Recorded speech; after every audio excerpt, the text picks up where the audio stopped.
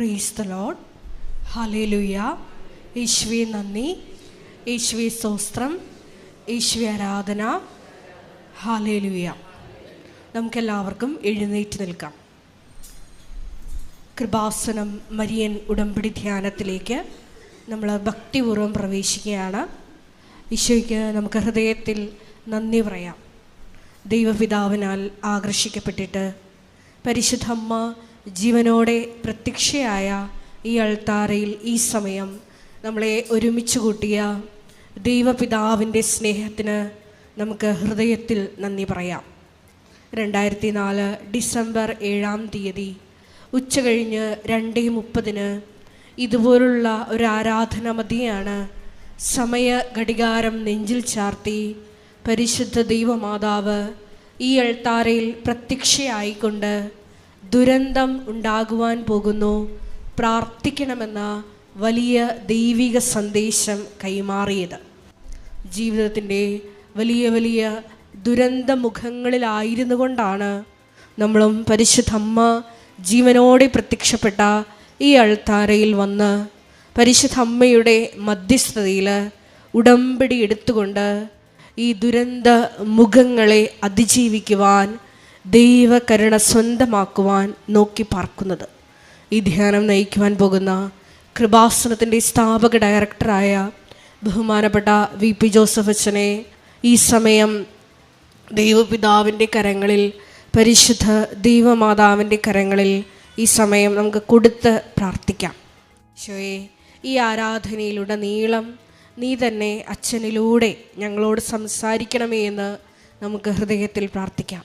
Marian ഉടമ്പടി നിബന്ധനകൾ പാലിക്കുന്നതിൽ വന്നിട്ടുള്ള പാകപ്പിഴകൾ പരിഹരിക്കുവാൻ ഈശോയെ ഈ ആരാധനയിലൂടെ ഞങ്ങൾക്ക് അധിക കൃപ നൽകണമേ എന്ന് ഒരു നിമിഷം പ്രാർത്ഥിക്കാം.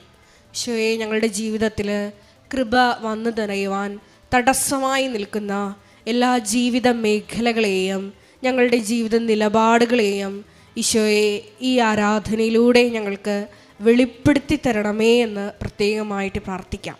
അങ്ങനെ പ്രത്യേകമായിട്ട് ദൈവകൃപ നിറഞ്ഞവരായി ഈശോയെ എത്രയും വേഗം ഈ സാക്ഷ്യപീഠത്തിൽ ഞങ്ങളെയും ഞങ്ങളുടെ കുടുംബത്തെയും ഉയർത്തണമേ എന്ന് നമുക്ക് ഹൃദയത്തിൽ പ്രാർത്ഥിക്കാം.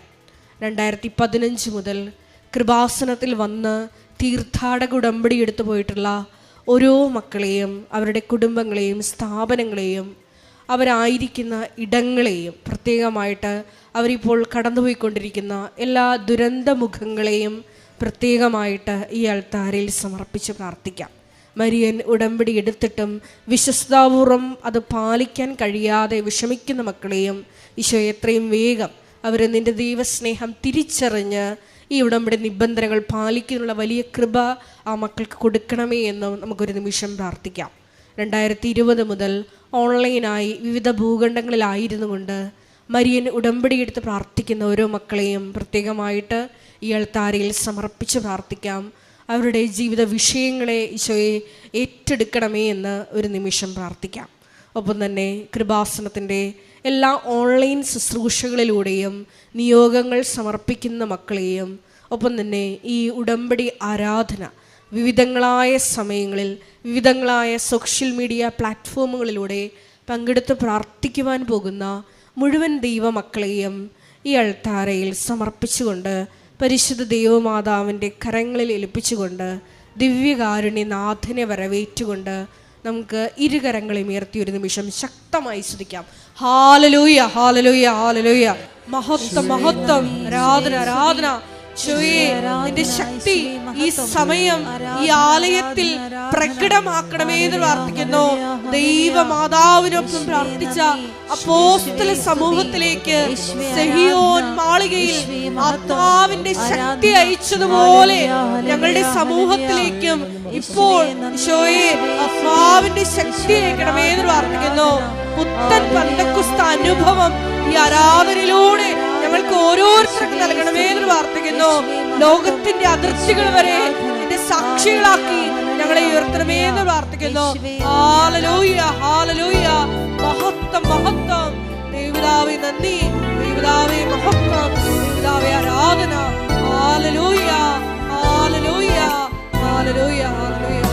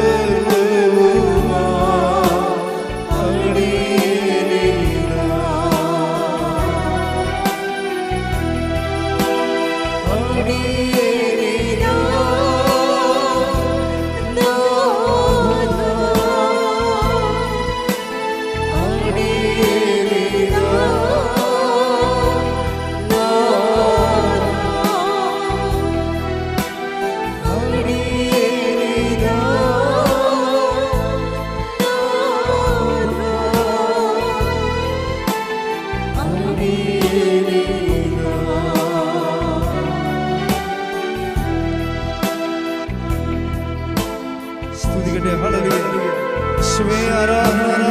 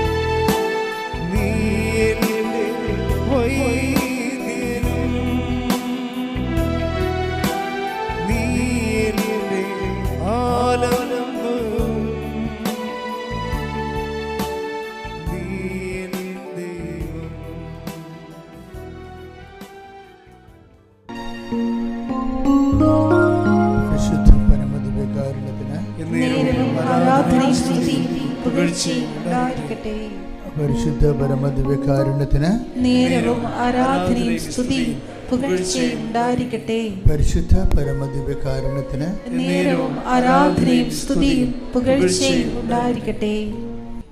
ഒരു നിമിഷം കൈകൾ നെഞ്ചത്ത് വെച്ച്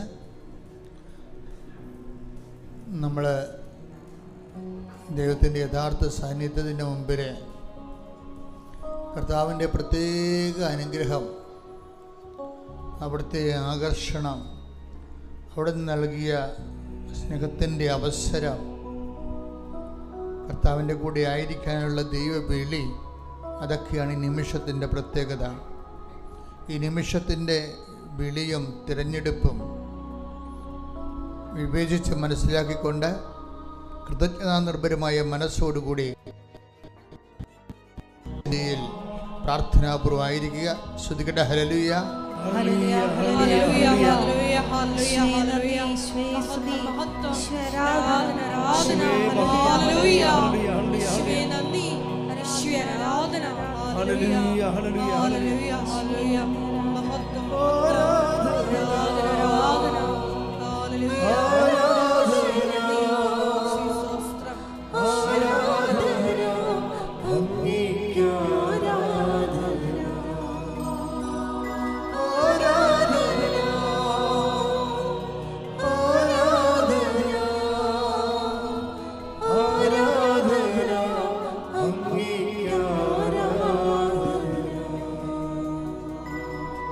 നിങ്ങളുടെ മനസ്സിലെപ്പോഴും ദൈവത്തോടുള്ള ഒരാരാധനയും ഉള്ളിലൊരാത്മാവിൽ ആത്മീയമായൊരു സന്തോഷമൊക്കെ ഉണ്ടാകണം. നിങ്ങൾ വന്നിരിക്കുന്നത് കുറേ അധികം ഭാരങ്ങളും ജീവിത ക്ലേശങ്ങളുമായിട്ടാണ് നമുക്കെല്ലാവർക്കും അറിയാം.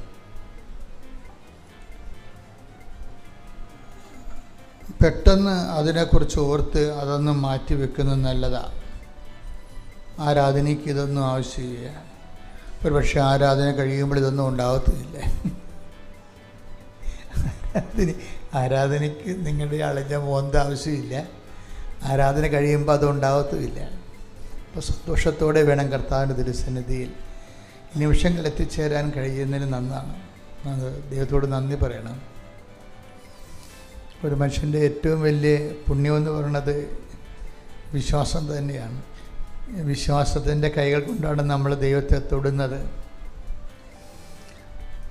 ദൈവത്തെ തൊടുന്നത് വരെ മനുഷ്യൻ ദൈവത്തെക്കുറിച്ച് കലാപരമായിട്ടും സാംസ്കാരികമായിട്ടുമൊക്കെ സംസാരിച്ചുകൊണ്ടിരിക്കും.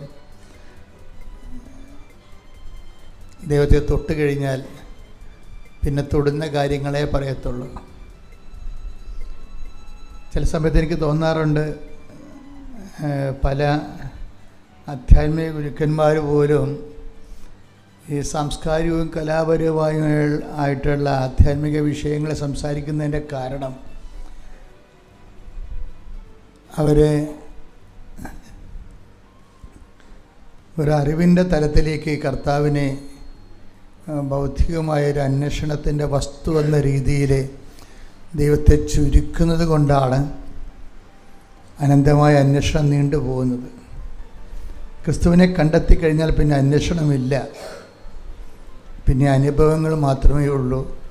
പിന്നെ നമ്മുടെ മുമ്പിലുള്ളൊരു ഓപ്ഷൻ എന്ന് പറയുന്നത് ഈ അനുഭവം എന്തുമാത്രം സയൻറ്റിഫിക് ആക്കി എടുക്കാൻ പറ്റും എന്ന് വെച്ചാൽ ഞാൻ ഉദ്ദേശിക്കുന്നത് സുവിശേഷ വിഹിതമായ ആത്മീയ സരണികൾ പ്രയോജനപ്പെടുത്തിക്കൊണ്ട് അനുഭവത്തിൻ്റെ പുതിയ പുതിയ തലങ്ങളിലേക്ക് എങ്ങനെ കയറി പോകാൻ പറ്റുമെന്നുള്ളതാണ്. ഞാനിപ്പോൾ സംസാരിക്കുന്നത് ഉടമ്പടി പുതുക്കാൻ ഉദ്ദേശിക്കുന്നവരെക്കുറിച്ചാണ്. ഉടമ്പടി എടുക്കുന്നവരെക്കുറിച്ചുള്ള ക്ലാസ്സുകളും മോഡിൽ സാധാരണ കിട്ടാറുണ്ട്. ഉടമ്പടി പുതുക്കുന്നതിനെക്കുറിച്ചുള്ള ഒരു പക്ഷേ ഒരു 500ാമത്തെ ക്ലാസ്സാണിത്. 500 സബ്ജക്റ്റായിരിക്കും. ഉടമ്പടി പുതുക്കുന്നവർ ദൈവത്തെ പുതുക്കുന്നു, തങ്ങളുടെ ജീവിതത്തിൽ ദൈവത്തിൽ വളരുന്നു. ഈ വളർച്ചയുടെ വഴികൾ, പടവുകൾ, ബോധപൂർവമായൊരു അന്വേഷണം നമ്മുടെ മുമ്പിൽ നിന്ന് ഉണ്ടാകുന്നിടത്ത് വെച്ചാണ് അനുഭവങ്ങൾ, പുതിയ പുതിയ അനുഭവങ്ങൾ വരുന്നത്. അല്ലെങ്കിൽ വരാൻ പോകുന്ന പ്രശ്നം നമ്മുടെ സ്പിരിച്വാലിറ്റി ഇൻറ്റൻഷൻ ബേസ്ഡായി പോകും. നമ്മൾ ആരാണെന്ന് ചോദിച്ചു കഴിഞ്ഞാൽ ദൈവത്തിൻ്റെ പൈതലെന്ന് പറയാൻ പറ്റത്തില്ല, ഒരു പ്രാർത്ഥനാർത്ഥി അല്ലെങ്കിൽ ഇൻറ്റൻഷൻ ബേസ്ഡ് ആയിട്ടുള്ള കുറച്ച് നിയോഗങ്ങളുള്ള ദൈവദൃശ്യനെ കുറച്ച് നിയോഗങ്ങൾ നിറവേറ്റാൻ വേണ്ടി പരിശ്രമിക്കുന്ന ഒരു വ്യക്തി എന്ന രീതിയിലേ വരത്തുള്ളത്. അങ്ങനെ ആ ഒരു സ്ഥലത്ത് നമുക്ക് അധികകാലം തുടരാൻ പറ്റത്തില്ല. കുറച്ച് നിയോഗങ്ങൾ നിവർത്തിയാക്കാൻ പറ്റുന്ന രീതിയിലുള്ള കുറച്ച് നിയോഗങ്ങൾ നിവർത്തിയാക്കാൻ വേണ്ടി ദൈവദൃശ്യനിധിയിൽ ഇങ്ങനെ ഭിക്ഷാന്തേഹിയായി നിൽക്കുന്ന ഒരു വ്യക്തിയായിട്ട് ദൈവദൃശ്യനിധി നമുക്ക് അധികകാലം തുടരാൻ പറ്റത്തില്ല. അതിൻ്റെ ഒരു ടൈമുണ്ട്. ആ ടൈം കഴിഞ്ഞാൽ ദൈവത്തെ എന്തോ മിസ്യൂസ് ചെയ്യുന്ന ഒരു ആളായിട്ട് നിങ്ങളെ ബ്രാൻഡഡ് ആവും. അത് അപകട മേഖലയിലേക്കാണ് പോണത്. ദൈവത്തെ ഇങ്ങനെ സ്വന്തം ശരീരത്തിൻ്റെ ആവശ്യങ്ങൾ നേടുന്നതിന് വേണ്ടി മിസ്യൂസ് ചെയ്യുന്ന ഒരാളായിട്ട് നിങ്ങൾ ബ്രാൻഡഡ് ആയിക്കഴിഞ്ഞാൽ പിന്നെ ദൈവം നിങ്ങളെ തിരിഞ്ഞു നോക്കത്തില്ല. അതുകൊണ്ട് തന്നെ നമ്മളുടെ അന്വേഷണങ്ങൾ, ഞാനെപ്പോഴും ഈ നിയോഗങ്ങൾക്ക് പ്രാധാന്യം കൊടുക്കുന്ന ആൾ തന്നെയാണ്. പക്ഷേ ഞാൻ നിയോഗങ്ങൾക്ക് പ്രാധാന്യം കൊടുക്കുമ്പോൾ ഉദ്ദേശിക്കുന്നത് ഈ നിയോഗങ്ങൾക്ക് അപ്പുറത്ത് നിങ്ങളെ നിയോഗം തരുന്ന നിയന്താവിനെ മനുഷ്യരെ കണ്ടെത്തി ക്രിസ്തുവിലെ ആഴപ്പെടണമെന്നുള്ളൊരു ബോധത്തിലാണ് നമ്മൾ ഉടമ്പടി പുതുക്കി പോകുന്നത്. ദൈവാനുഗ്രഹം കൊണ്ട് ഒത്തിരി മനുഷ്യർ, നിങ്ങളൊക്കെ ഒരേ സമയത്ത് ഉടമ്പടി എടുത്തവരും ചില ആൾക്കാരൊക്കെ വല്ലാതെ എങ്ങനെ വളർന്നിട്ടുണ്ട്. അത് കാണുമ്പോൾ ഭയങ്കര സന്തോഷമാണ്. ചില ആൾക്കാർക്ക് ഒരു വളർച്ചയുമില്ല. അവരാ പഴയ ഇപ്പം IELTS അല്ലെങ്കിൽ OET അല്ലെങ്കിൽ B2 ഒക്കെ പറഞ്ഞിങ്ങനെ ആ താഴ്വാരങ്ങളിലിങ്ങനെ ഒരേ നക്കാപ്പിച്ച കാര്യവും പറഞ്ഞുകൊണ്ട് അങ്ങനെ ഇരിക്കണമെന്നല്ലാതെ they don't want the God. ദൈവത്തെ അവർക്ക് ആവശ്യമില്ല. അവർക്കിങ്ങനെ എന്തെങ്കിലുമൊക്കെ ഒരു വിജയം കിട്ടി, ഒരു വസ്തുവൊക്കെ വിറ്റ് കടമൊക്കെ മാറി എങ്ങനെയും കഞ്ഞി വെച്ച് പോയാൽ മതി എന്നുള്ള ഒരു ഉദ്ദേശത്തേക്ക് ഇങ്ങനെ പോയാൽ അധികം പോകാൻ പറ്റത്തില്ല. ഉടമ്പടിയുടെ ഉദ്ദേശം എന്ന് പറയുന്നത് നമ്മൾ ഉടമ്പടിയുമായിട്ട് ദൈവവുമായിട്ട് നമ്മൾ ഉടമ്പടി ചെയ്യുകയാണ്. ഇപ്പം നമ്മൾ കഴിഞ്ഞ ദിവസം ഉടമ്പടിയുടെ ബേസ്മെൻ്റ് എന്താണ്? നമ്മുടെ വളർച്ചയുടെ ആധാരങ്ങളാണ്. ഉടമ്പടിയുടെ ബേസ്മെൻറ്റ്, ഉടമ്പടിയുടെ ആധാരം എന്ന് പറയുന്നത് നമ്മുടെ വളർച്ചയുടെ ആധാരമാണ്. അപ്പം എന്താണ് ആധാരം? ദൈവത്തിൻ്റെ വാഗ്ദാനമാണ്. ഒരു വ്യക്തിക്ക് എന്തുമാത്രം വളരാൻ കഴിയും ദൈവത്തിലെ? ഒരു വ്യക്തിക്ക് ദൈവത്തിൽ വളരാൻ കഴിയണത് ദൈവം നൽകിയിരിക്കുന്ന വാഗ്ദാനത്തിന് ആനുപാതികമായിട്ടായിരിക്കും. ദൈവം നൽകിയിരിക്കുന്ന വാഗ്ദാനം എന്തോരം ഉണ്ട്. What is the last promise? The last promise is Christ. അവസാനത്തെ വാഗ്ദാനം എന്താ? ദൈവത്തിൻ്റെ സമ്പൂർണ്ണ വാഗ്ദാനം ക്രിസ്തുവാണ്. പിന്നെ ഈ സമ്പൂർണ്ണ വാഗ്ദാനം നിങ്ങളെ ജീവിതത്തിൻ്റെ പരാധീനതകൾക്ക് ക്രിസ്തുവിനെ അവലംബിച്ച് മുന്നേറുമ്പോൾ സമാന്തരമായിട്ട് തന്നെ നിങ്ങൾ ക്രിസ്തുവിൻ്റെ അറിവിൽ വർദ്ധിക്കണം. ഇത് ബൈബിൾ മുന്നോട്ട് വെക്കുന്ന ഉടമ്പടി പുതുക്കത്തിൻ്റെ അടിസ്ഥാന പ്രമാണങ്ങളാണ്. എന്താണ്? സ്രഷ്ടാവിൻ്റെ പ്രതിച്ഛായക്കൊത്ത് നവീകരിക്കപ്പെടുന്ന പുതിയ മനുഷ്യനെ സ്വീകരിക്കുവിൻ. അത് നമുക്ക് നൽകിയിരിക്കുന്നൊരു ചാലഞ്ചാണ്. Take the bed of God. കൊളോസ്യസ് 3:10. ശ്രുതിക്കട്ടെ ഹല്ലേലൂയ ഹല്ലേലൂയ ഹല്ലേലൂയ ഹല്ലേലൂയ ഹല്ലേലൂയ. യേശുവേ നന്ദി. ഹല്ലേലൂയ. കൊളോസ്യോസ് 3:9-10 തിരുവചനങ്ങൾ. വായിച്ചോളൂ. പഴയ മനുഷ്യനെ പഴയ മനുഷ്യനെ അവന്റെ ചെയ്തികളോടുകൂടെ നിഷ്കാസനം ചെയ്യുവിൻ. സമ്പൂർണ്ണ ജ്ഞാനം കൊണ്ട് സൃഷ്ടാവിന്റെ പ്രതിച്ഛായക്കനുസൃതമായി നവീകരിക്കപ്പെടുന്ന പുതിയ മനുഷ്യനെ ധരിക്കുവിൻ. ഇതാണ് ഉടമ്പടിയുടെ ഒരു ലാസ്റ്റ് ചാപ്റ്റർ എന്ന് പറയുന്നത്. എന്താണ് ലാസ്റ്റ് ചാപ്റ്റർ? എന്താണത്? അപ്പം ഉടമ്പടി പുതുക്കുമ്പോൾ നമ്മൾ ഓർക്കണം, ഇത് നമ്മൾ ഓരോരോ ഇതിൻ്റെ ഭൗതികമായ ആനുകൂല്യങ്ങൾ നമ്മുടെ ജീവിതത്തിൻ്റെ ആവശ്യം അനുസരിച്ചുകൊണ്ട് ദൈവദൈവസ്ഥനെ പറയുന്നതിൽ തെറ്റൊന്നുമില്ല. കാര്യം ഈശോ പറഞ്ഞതാണ് ഇതൊക്കെ നിങ്ങൾക്ക് ആവശ്യമാണെന്ന്. ആവശ്യമില്ലാത്തതല്ല, ആവശ്യമാണ്. പക്ഷേ നിങ്ങളെന്താ ചെയ്യേണ്ടത്? ആദ്യം ദൈവരാജ്യത്തെയും ഇതൊക്കെ നിങ്ങൾക്ക് ആവശ്യമാണ്. Take the bed of God. ശ്രുതിക്കട്ടെ ഹല്ലേലൂയ ഹല്ലേലൂയ ഹല്ലേലൂയ ഹല്ലേലൂയ ഹല്ലേലൂയ. യേശുവേ നന്ദി. ഹല്ലേലൂയ ഹല്ലേലൂയ ഹല്ലേലൂയ. യേശുവേ ആരാധന ആരാധന ആരാധന. മത്തായി 6:32. മത്തായി 6:32. നിങ്ങൾക്കിവയെല്ലാം ആവശ്യമാണെന്ന് നിങ്ങളുടെ സ്വർഗീയ പിതാവ് അറിയുന്നു. അപ്പോൾ ദൈവത്തിൻ്റെ ഒരു നിലപാട് ഇതാണ്. ഭൗതിക ആവശ്യങ്ങളെ ഹോണർ ചെയ്യുന്നുണ്ട്. നിങ്ങളുടെ PR, പെൻഷനോ, വീടോ. കഴിഞ്ഞ ദിവസങ്ങളിലൊരു സാക്ഷ്യം ഉണ്ടായിരുന്നു. ബിജി സാബ് പെരുങ്ങൽ ഇന്നലെ ഉച്ച കഴിഞ്ഞ് പറഞ്ഞൊരു സാക്ഷ്യമാണ്. ആ സാക്ഷ്യം സിമ്പിൾ സാക്ഷ്യമാണ്. വലിയ ഉടമ്പടിയുടെ അത്ര ക്വാളിറ്റിയുള്ള സാക്ഷ്യമല്ല. എന്നാലും ഒരു 60% മനുഷ്യരും ആശ്വാസം നൽകുന്നൊരു സാക്ഷ്യമാണത്. എന്താ വിഷയം എന്ന് പറയണത്? ഇവരുടെ വീട് ഒരു താഴ്വാരത്തിലാണ്. മലയുടെ താഴ്വാരമല്ല, പിന്നെയും താഴെയാണ്, ചതുപ്പമാണ്. മലയടിവാരത്തിൽ താമസിക്കുന്നതൊക്കെ ചിലർക്ക് ഭയങ്കര ദുരിതമാണ്. മഴ പെയ്യുമ്പോഴൊക്കെ മുകളിൽ നിന്ന് മലയിൽ നിന്ന് വെള്ളം നേരെ ഇങ്ങോട്ട് വരും. വെള്ളം മാത്രമല്ല വരാൻ പോണത്, മല തന്നെ ഇടിഞ്ഞു വരും ചിലപ്പോൾ. അപ്പോൾ ഇവരുടെയൊക്കെ മനസ്സിൻ്റെ വിഷയം എന്ന് പറഞ്ഞാൽ എത്രയും വേഗം അവിടുന്ന് പോകണമെന്നുള്ള ആഗ്രഹം എല്ലാവർക്കും ഉണ്ട്. നിവൃത്തിയില്ലാത്തത് കൊണ്ട് അവിടെ താമസിക്കാൻ അപ്പോൾ ഒരിടം കിട്ടി അവിടെ താമസിച്ച് പോകണം. ഇവർക്ക് കുറച്ച് പ്രശ്നങ്ങൾ കൂടുതലാണ്. ഇവരുടെ പ്രശ്നങ്ങളെന്ന് പറയുന്നത്, ബിജിയുടെ ഹസ്ബൻഡ് 2 പ്രാവശ്യം അറ്റാക്ക് വന്നു. അപ്പോൾ നിങ്ങൾക്ക് മനസ്സിലായില്ലേ എന്തുമാത്രം കാര്യം. ഈ അറ്റാക്ക് വന്ന ആൾ ഈ നമ്മുടെ ചിലരുടെ വീട്ടിലൊക്കെ വന്ന പോലെ വീടിൻ്റെ അകത്ത് വണ്ടി കയറത്തില്ല. ഇത് മല കയറി പോകണം. മല കയറി ചെല്ലുമ്പോഴാണ് ഒരു 1/2 കിലോമീറ്റർ അല്ലെങ്കിൽ മല കയറി ചെല്ലുമ്പോഴാണ് റോഡുള്ളത്. ഈ നെഞ്ചിവേദന വന്ന ആളെ എങ്ങനെയാണ് മല കയറ്റണത്? ഓരോ മനുഷ്യൻ അനുഭവിക്കുന്ന ദുരിതങ്ങൾ കണ്ടില്ലേ? അതാണ് ഈ പറഞ്ഞത് 6:30. ഇതൊക്കെ നിങ്ങൾക്ക് ആവശ്യമാണ്. അപ്പം അവരുടെ പ്രശ്നം എന്താ? അവരുടെ പ്രശ്നം ഇനി ഒരു അറ്റാക്ക് വന്നാൽ അതിന് മുമ്പ് ഇവിടുന്ന് മാറണം. കാര്യം വണ്ടി പിടിച്ച് പെട്ടെന്ന് വണ്ടി കിട്ടിപ്പോകാൻ ആശുപത്രി പോകാൻ പറ്റിയ ഒരു സാഹചര്യം. അതായത് ഇതൊക്കെ നിങ്ങൾക്ക് ആവശ്യമാണെന്ന് പറയുന്നത് ഈശോ പറഞ്ഞതിൻ്റെ കാരണം അതാണ്. അവരുടെ പ്രശ്നം എന്ന് പറഞ്ഞാൽ എന്താണ്? എല്ലാത്തിനേക്കാൾ വിഷയം എന്താണ്? വണ്ടി നെഞ്ചുവേദന വന്ന വണ്ടി പിടിച്ചാൽ അപ്പോൾ വണ്ടി വരണ ഒരു സ്ഥലത്ത് എത്തണം, മിനിമമാണ്. പക്ഷേ ജീവൽ പ്രധാനമായ ആവശ്യമാണത്. അപ്പോൾ വിജി എന്താ ചെയ്യണത്? ആ സ്ഥലം ആരും വാങ്ങിക്കത്തില്ലെന്ന് ഉറപ്പാണ്. കാര്യം നമുക്ക് വേണ്ടേ പിന്നെ മറ്റുള്ളവർ വാങ്ങിക്കുക. അപ്പോൾ ഇങ്ങനെ ചില കാര്യങ്ങൾ നടക്കാൻ പാടായിരിക്കും. അപ്പോൾ ഉടമ്പടിയിലാണെങ്കിൽ ഇതിനൊക്കെ ഒരു പരിഹാരമുണ്ട്. എന്താ കാര്യം?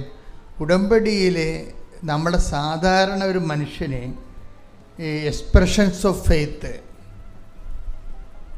സാധാരണ എന്ത് ധ്യാനം നിങ്ങൾ കൂടിയാലും എന്ത് പ്രാർത്ഥന രീതി അവലംബിച്ചാലും അതെല്ലാം എക്സ്പ്രഷൻസ് ഓഫ് ഫെയ്ത്ത് എക്സ്പ്രഷൻസ് വരുമ്പോൾ പ്രെയർ മാത്രമേ ഉള്ളൂ.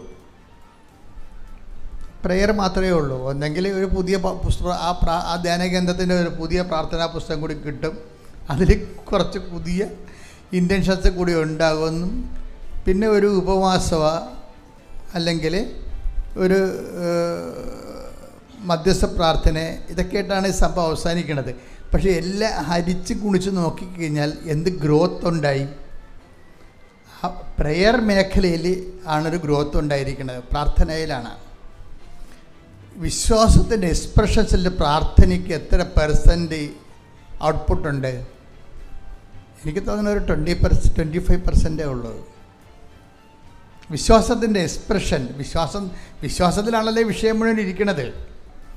നമുക്കൊരു ഇഷ്യൂ ഉണ്ടായി, നമുക്കൊരു പ്രശ്നം ഉണ്ടായി, ആ പ്രശ്നത്തിൽ നിന്ന് നമ്മൾ രക്ഷപ്പെടാൻ വേണ്ടി ആണ് നമ്മൾ വിശ്വാസം എന്ന ഇൻസ്ട്രുമെൻ്റ് ഉപയോഗിക്കുന്നത്.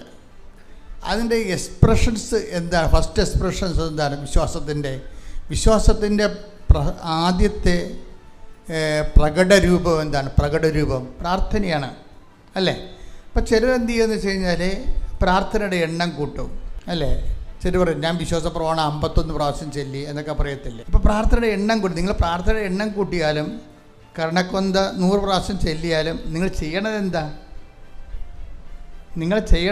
പ്രാർത്ഥനയാണ്.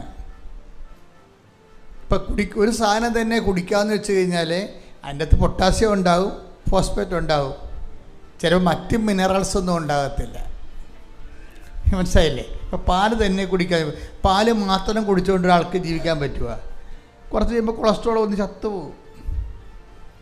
അപ്പം അതിൻ്റെ അകത്തുണ്ടാകുന്ന ലാക്ടോജൻ അല്ലെങ്കിൽ അതുപോലെയുള്ള കാൽഷ്യം ഉണ്ട്.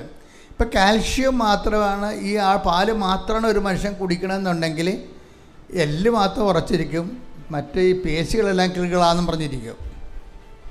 അപ്പോൾ ഇതിൻ്റെ പ്രശ്നം പ്രോട്ടീൻ വേറെ വേണം എക്സ്ട്രാ ആയിട്ട്, അതിൻ്റെ അകത്തുള്ള മിനറൽസൊക്കെ വേറെ വേണം.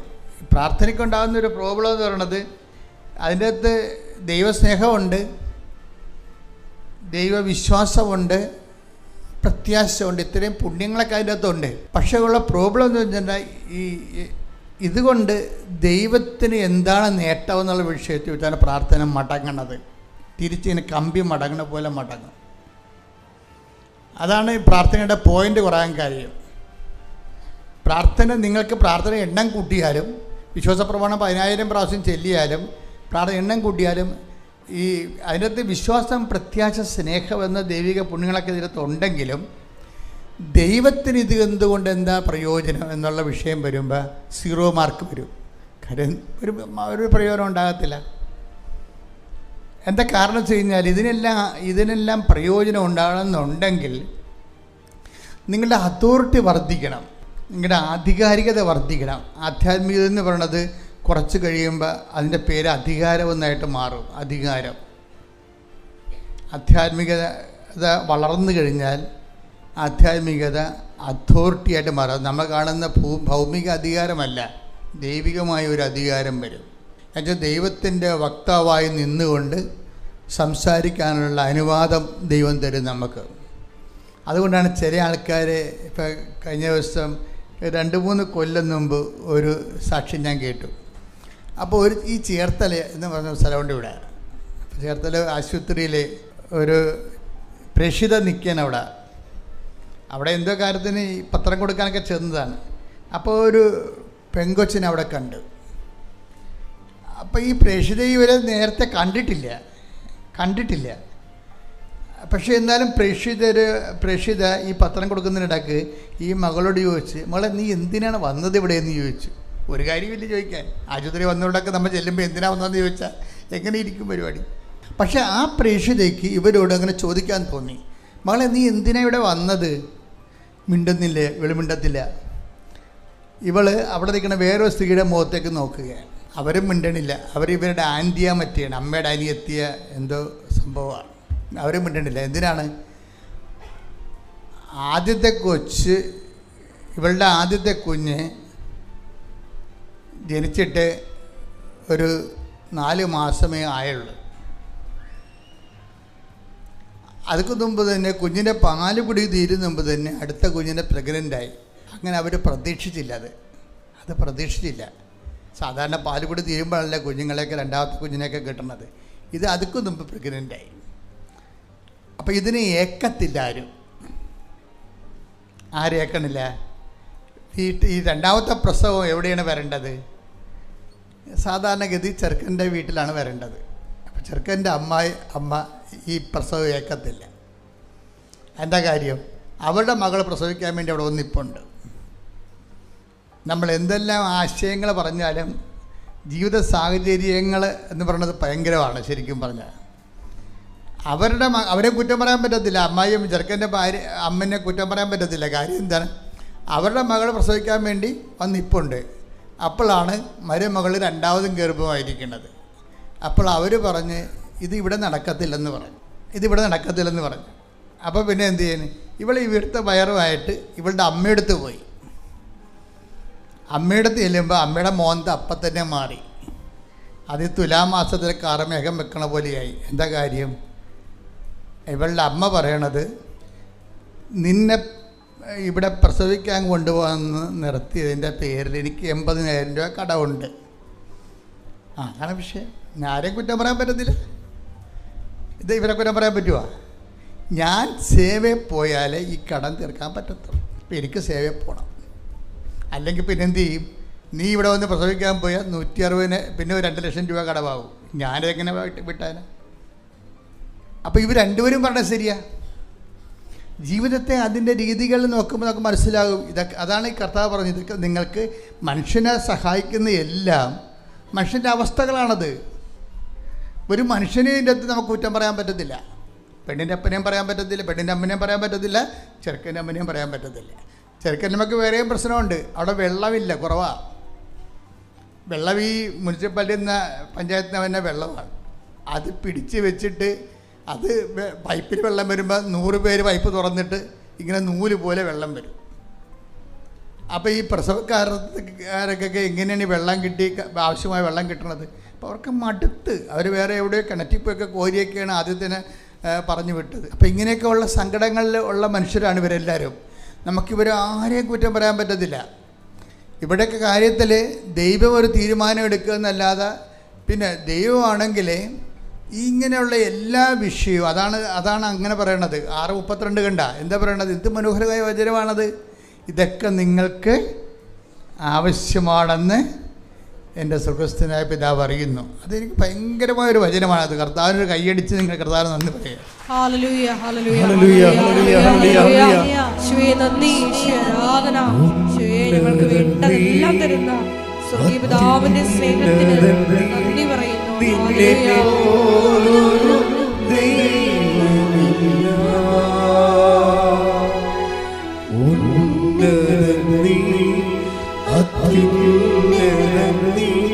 നിന്നെ പോലൊരു ദൈവമില്ല. അത്ഭുതമാ അതിശയമാ നീ മാത്രമേ ദൈവമെന്നും.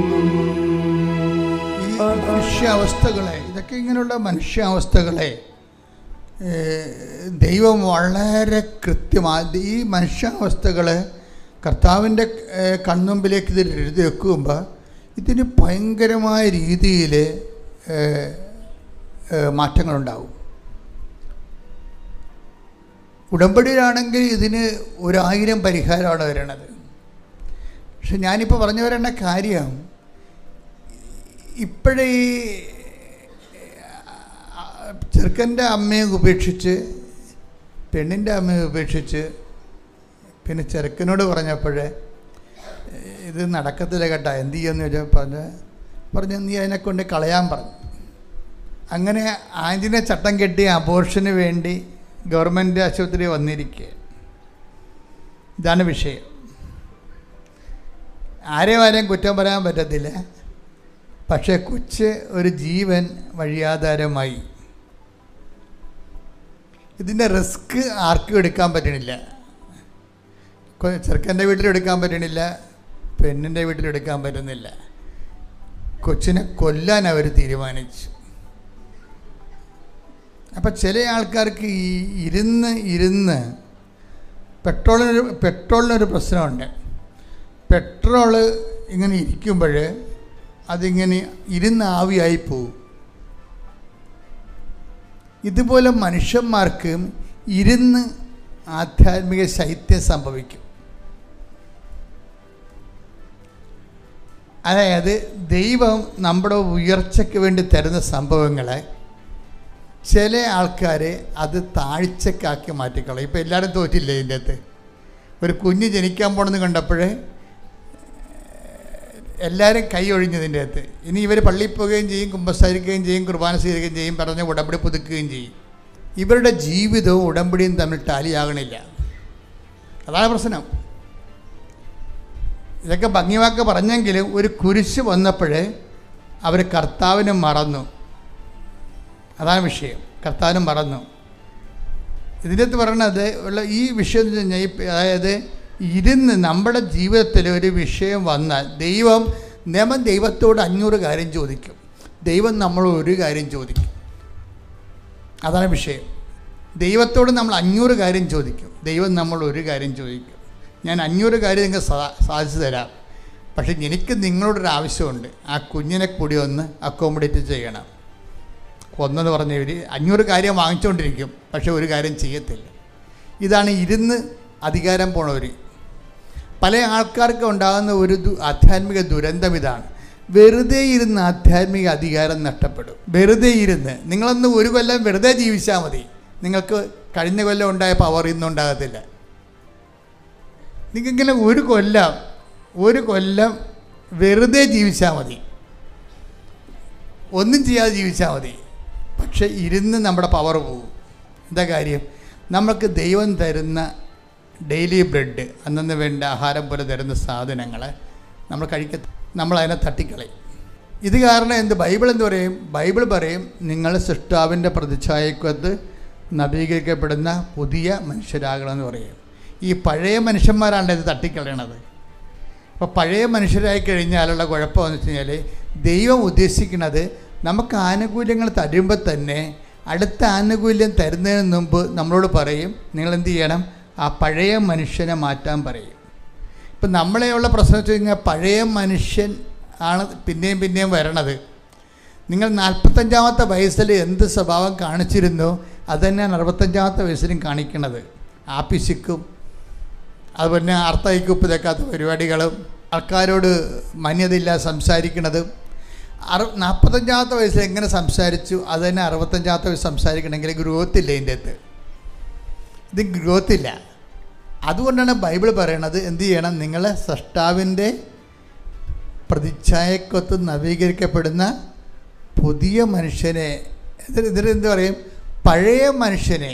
ആ വചനം എടുത്ത് 3, 11, 12 കൊളോസ്യൻസ്. സ്തുതിക്കണ ഹല്ലേലൂയ, ഹല്ലേലൂയ, ഹല്ലേലൂയ, ഹല്ലേലൂയ, ഹല്ലേലൂയ. കൊളോസ്യോസ് 3, 9, 10 തിരുവചനം. പഴയ മനുഷ്യനെ അവന്റെ ചെയ്തികളോടുകൂടെ നിഷ്കാസനം ചെയ്യുവിൻ. സമ്പൂർണ്ണ ജ്ഞാനം കൊണ്ട് സൃഷ്ടാവിന്റെ പ്രതിച്ഛായയ്ക്ക് അനുസൃതമായി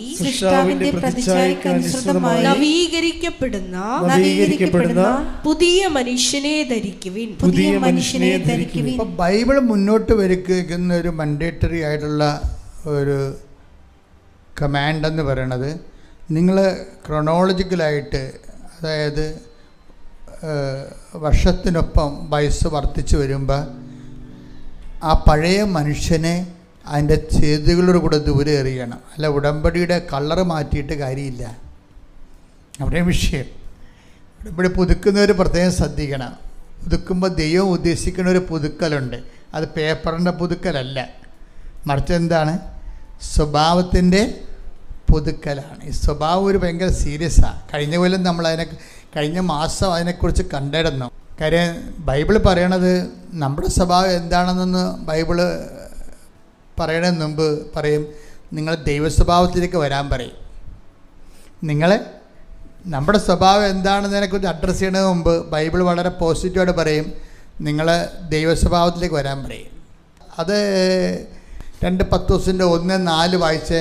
ദുരാശ മൂലം ലോകത്തിലുണ്ടാകുന്ന വിനാശത്തിൽ നിന്ന് രക്ഷപ്പെട്ട് ദൈവിക സ്വഭാവത്തിൽ നിങ്ങൾ പങ്കുകാരാകുന്നതിന്.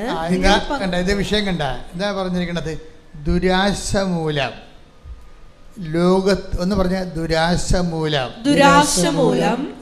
ലോകത്തിലുണ്ടാകുന്ന വിനാശത്തിൽ നിന്ന് രക്ഷപ്പെട്ട് ദൈവിക സ്വഭാവത്തിൽ നിങ്ങൾ പങ്കുകാരാകുന്നതിന് തന്റെ മഹത്വവും ഔന്നത്യവും വഴി അവിടുന്ന് നിങ്ങൾക്ക് അമൂല്യവും ശ്രേഷ്ഠവുമായ വാഗ്ദാനങ്ങൾ നൽകിയിരിക്കുന്നു. അപ്പൊ വാഗ്ദാനം നൽകിയിരിക്കുന്നു എന്നല്ല പറയണത്.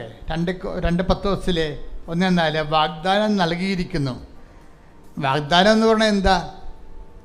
ഉടമ്പടിയാ ശരിക്കും വാഗ്ദാനം എന്ന് പറയണത്.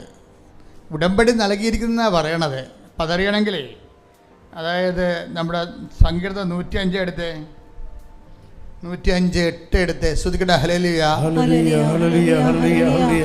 യേശുവേ നന്ദി. ഹല്ലേലൂയ, ഹല്ലേലൂയ. സങ്കീർത്തനങ്ങൾ 105:8. സങ്കീർത്തനം 105:8. അവിടുന്ന് തന്റെ ഉടമ്പടി എന്നേക്കും അനുസ്മരിക്കും. തന്റെ വാഗ്ദാനം തലമുറകൾ വരെ ഓർമ്മിക്കും. അപ്പൊ ഉടമ്പടി എന്നേക്കും അനുസ്മരിക്കും, തന്റെ വാഗ്ദാനം തലമുറകൾ വരെ ഓർപ്പിക്കും. അപ്പോൾ ഉടമ്പടിയും വാഗ്ദാനം എന്ന് പറഞ്ഞാൽ എന്താണ്? ഒന്ന് തന്നെയാണ്. ഉടമ്പടി എന്ന് പറയുമ്പോൾ എന്താണ്? വാഗ്ദാനങ്ങളെ നമ്മൾ അർഹരാക്കുകയാണ്. ദൈവം നമുക്ക് മനുഷ്യരാശിക്ക് കൊടുത്തിരിക്കുന്ന ഓരോരുത്തരുടെ ജീവിത രീതി, ജീവിത അവസ്ഥകളനുസരിച്ചുകൊണ്ട് 8000 സിസ്റ്റം വാഗ്ദാനങ്ങൾ നൽകിയിട്ടുണ്ട്. ഈ ഒറ്റ ഉടമ്പടി കൊണ്ട് 8000 വാഗ്ദാനങ്ങളിൽ നമ്മൾ അവകാശികളാക്കുകയാണ് നമ്മളെ. ദൈവത്തിൻ്റെ വാഗ്ദാനങ്ങൾ ഇപ്പം അത് 5:9 എന്ന് വായിച്ചേ. 105:9. അബ്രാഹത്തോട് ചെയ്ത ഉടമ്പടി ഇസ്ഹാക്കിന് ശപഥപൂർവം നൽകിയ വാഗ്ദാനം തന്നെ. ഉടമ്പടി വാഗ്ദാനം തന്നെ എന്നല്ലേ പറയണത്. ഉടമ്പടി എടുക്കുമ്പോൾ നമുക്ക് എന്താ സംഭവിക്കണത്? വാഗ്ദാനം നമ്മളെ പ്രാപിക്കുകയാണ്. ഈ വാഗ്ദാനം അലപരാധികൾക്കും ജഡിക സന്തതികൾക്കും വാഗ്ദാനം പ്രാപിക്കാൻ പറ്റത്തില്ല. അവിടെ വെച്ചാണ് ഉടമ്പടി പുതുക്കി വരണത്. അലപരാധി ജീവിതമുള്ളവർക്കും ജഡിക ജീവിതം ഉള്ളവർക്കും ഉടമ്പടിയുടെ വാഗ്ദാനം പ്രാപിക്കാൻ പറ്റത്തില്ല. നിങ്ങളുടെ പല കാര്യവും നടക്കാത്തതിൻ്റെ കാര്യം അതാണ്, വേറെ പ്രശ്നങ്ങളൊന്നുമില്ല. നിങ്ങൾ ആ ഉടമ്പടി എടുത്ത കാലത്ത് എന്ത് സ്വഭാവമായിരുന്നു അതുതന്നെ ഇപ്പോഴും. പിന്നെ എങ്ങനെയാണ് വാഗ്ദാനം പ്രാപിക്കണത്? എപ്പോഴും നമ്മൾ ശ്രദ്ധിക്കണം. കാരണം ഉടമ്പടി പുതുക്കുന്നതിന് ആനുപാതികമായിട്ട് എങ്ങനെയാണ് വരണമെന്ന് വെച്ചാൽ, ഈ വാഗ്ദാനം പ്രാപിക്കുന്നതനുസരിച്ച് ദൈവ സ്വഭാവം ആർജിച്ചുകൊണ്ടേ ഇരിക്കണം. അതാണ് 2 പത്രോസിന്റെ 1:4 ഒന്നുകൂടി വായിച്ചേ. ശ്രുതിക്കട്ടെ. ഹല്ലേലൂയ, ഹല്ലേലൂയ, ഹല്ലേലൂയ. യേശുവേ നന്ദി. ഹല്ലേലൂയ, ഹല്ലേലൂയ. ദുരാശ മൂലം ലോകത്തിലുണ്ടാകുന്ന വിനാശത്തിൽ നിന്ന് രക്ഷപ്പെട്ട് ദൈവിക സ്വഭാവത്തിൽ. വിനാശം ഉണ്ടാകണത് എങ്ങനെയാണ്? വിനാശം ഉണ്ടാകേണ്ടത് എങ്ങനെയാണ്? ദുരാശ മൂലമാണ്. കണ്ടില്ലേ? ദുരാശ മൂലമാണ് വിനാശം ഉണ്ടാകുന്നത്. അപ്പം നിങ്ങളുടെ കുടുംബത്തിൽ വിനാശം ഉണ്ടാകാം, സമാധാനക്കുറവുണ്ടാകാം. വിനാശമെന്ന് ബൈബിൾ പറയുന്നുണ്ടെങ്കിലും അത് പൊതുവെ ഓരോരുത്തർക്കും ഓരോ രീതിയിലുള്ള വിനാശമാണ് അനുഭവിക്കുന്നത്. ഓരോരുത്തർക്കും ഓരോ ഇപ്പം കഴിഞ്ഞ ദിവസങ്ങളിലൊരു സാക്ഷ്യം ഉണ്ടായിരുന്നു. ഞാൻ ഉടമ്പടി ചെയ്തത് UK പോകാനാണ്. അപ്പോൾ UK കാര്യങ്ങൾ സെറ്റായപ്പോൾ തന്നെ കൂട്ടുകാരത്തി പറഞ്ഞ് ആസ്ട്രേലിയയിൽ പോകാമെന്ന് പറഞ്ഞു. പിന്നെ ഞാൻ ആസ്ട്രേലിയയിലേക്ക് പോയത്. അവിടുന്ന് പണിയും പഠിച്ച് തിരിച്ചു വന്നിരിക്കുന്ന ആൾ. ദുരാശ. ഉടമ്പടി വേറെ. ഇപ്പം ദുരാശകളിങ്ങനെ മാറും മനുഷ്യനെ. ദുരാശ മൂലമാണ് വിനാശം ഉണ്ടാകുന്നത്. ഉടമ്പടി ചെയ്ത് UK പോകാനാണ്. പക്ഷേ ഉടമ്പടി അത് ദൈവത്തെ പ്രോസസ് ചെയ്തിരിക്കുമ്പോൾ പിശാസിന് വേറെ ആരാണ്ട് വന്ന് പറഞ്ഞ് ആസ്ട്രേലിയയാണ് ഇതിനേക്കാൾ നല്ലതെന്ന് പറഞ്ഞു. ഉടനെ ഇവൾ ആസ്ട്രേലിയയിലേക്ക് വണ്ടി തിരിച്ചു വിട്ട്. അത് കുളമായി നാശകോടാരിയായി തിരിച്ചു വന്നു. അതാണ് വിനാശം എന്ന് പറയുന്നത്. മനസ്സിലായില്ലേ? എന്തും ദുരാശ മൂലമാണ് വിനാശം വരണത്. കണ്ട, എപ്പോഴും നമ്മൾ നോക്കുക, നമ്മുടെ ഈ ആശകളുടെ ഉള്ളിൽ പലപ്പോഴും ആശ എന്ന് പറഞ്ഞ പല കാര്യവും ആഗ്രഹമായിരിക്കത്തില്ല, ദുരാശയിരിക്കും. ദുരാശ മൂലം ലോകത്തിന് വിനാശം എന്നാണ് പറയുന്നത്. ലോകത്തെ നിങ്ങളുടെ ജീവിതത്തിന് ആർക്കെങ്കിലും ഒരു ദുരാശ വന്നാൽ സ്വാഭാവികമായിട്ടും വിനാശം ഉറപ്പാണ്. ഇപ്പോഴെന്താ വിഷയം എന്ന് പറയണത്? ഇതിനൊക്കെ എല്ലാം അത് നമുക്കിങ്ങനെ ഒരു അനുഷ്ഠാന ക്രമത്തിൻ്റെ ഭാഗമായി എന്തെങ്കിലും കുറച്ച് സാധനങ്ങൾ കൊണ്ടുവന്നിട്ട് എഴുതി കെട്ടിത്താത്തിച്ചും പോയി തോന്നിവാസം പോലെ ജീവിച്ച് ദൈവത്തിനെ അനുഗ്രഹം അടിച്ചു മാറ്റാവുന്ന ഒരു വ്യാമോഹം ആർക്കും ആവശ്യമില്ല, നടക്കത്തില്ല. ഇതോടുകൂടി നിങ്ങളുടെ ഒരു തകർച്ച തുടങ്ങുകയാണ്. എന്താ കാര്യം? നിങ്ങൾ ദൈവത്തിനെ പറ്റിച്ച് ദൈവത്തിനോട് ചെയ്ത വാഗ്ദാനം പാലിക്കാതെ പഴയ വഴികളിൽ തന്നെ നിങ്ങൾ ജീവിക്കുകയാണ്. അപ്പോൾ ഇത് വർക്കൗട്ട് ചെയ്യത്തില്ല. വെളുക്കാൻ തേക്കണത് പാണ്ടാക്കാൻ സാധ്യതയുണ്ട്. ഇതിൻ്റെ ഒരു വിഷയം എന്ന് പറയുന്നത്, ഇതിൻ്റെ ഒപ്പം തന്നെ ദൈവിക സ്വഭാവത്തിലേക്ക് വ്യക്തി ഉടമ്പടിയല്ലേ, ദൈവത്തോടല്ല ചെയ്യണത്. നിങ്ങൾ ഉടമ്പടി ചെയ്യണ കാലത്ത് ഉടമ്പടി ചെയ്യാൻ അർഹതയില്ലാത്തവരാണെന്ന് ഓർത്തേക്കണം. ദൈവത്തോട് ഉടമ്പടി ചെയ്യണമെങ്കിൽ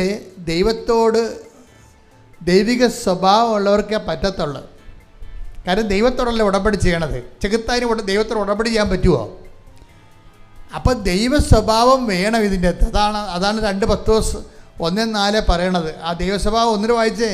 ദുരാശ മൂലം ലോകത്തിലുണ്ടാകുന്ന വിനാശത്തിൽ നിന്ന് രക്ഷപ്പെട്ട് ദൈവിക സ്വഭാവത്തിൽ നിങ്ങൾ പങ്കുകാരാകുന്നതിന് തന്റെ മഹത്വവും ഔന്നത്യവും വഴി അവിടുന്ന് നിങ്ങൾക്ക് അമൂല്യവും ശ്രേഷ്ഠവുമായ വാഗ്ദാനങ്ങൾ നൽകിയിരിക്കുന്നു.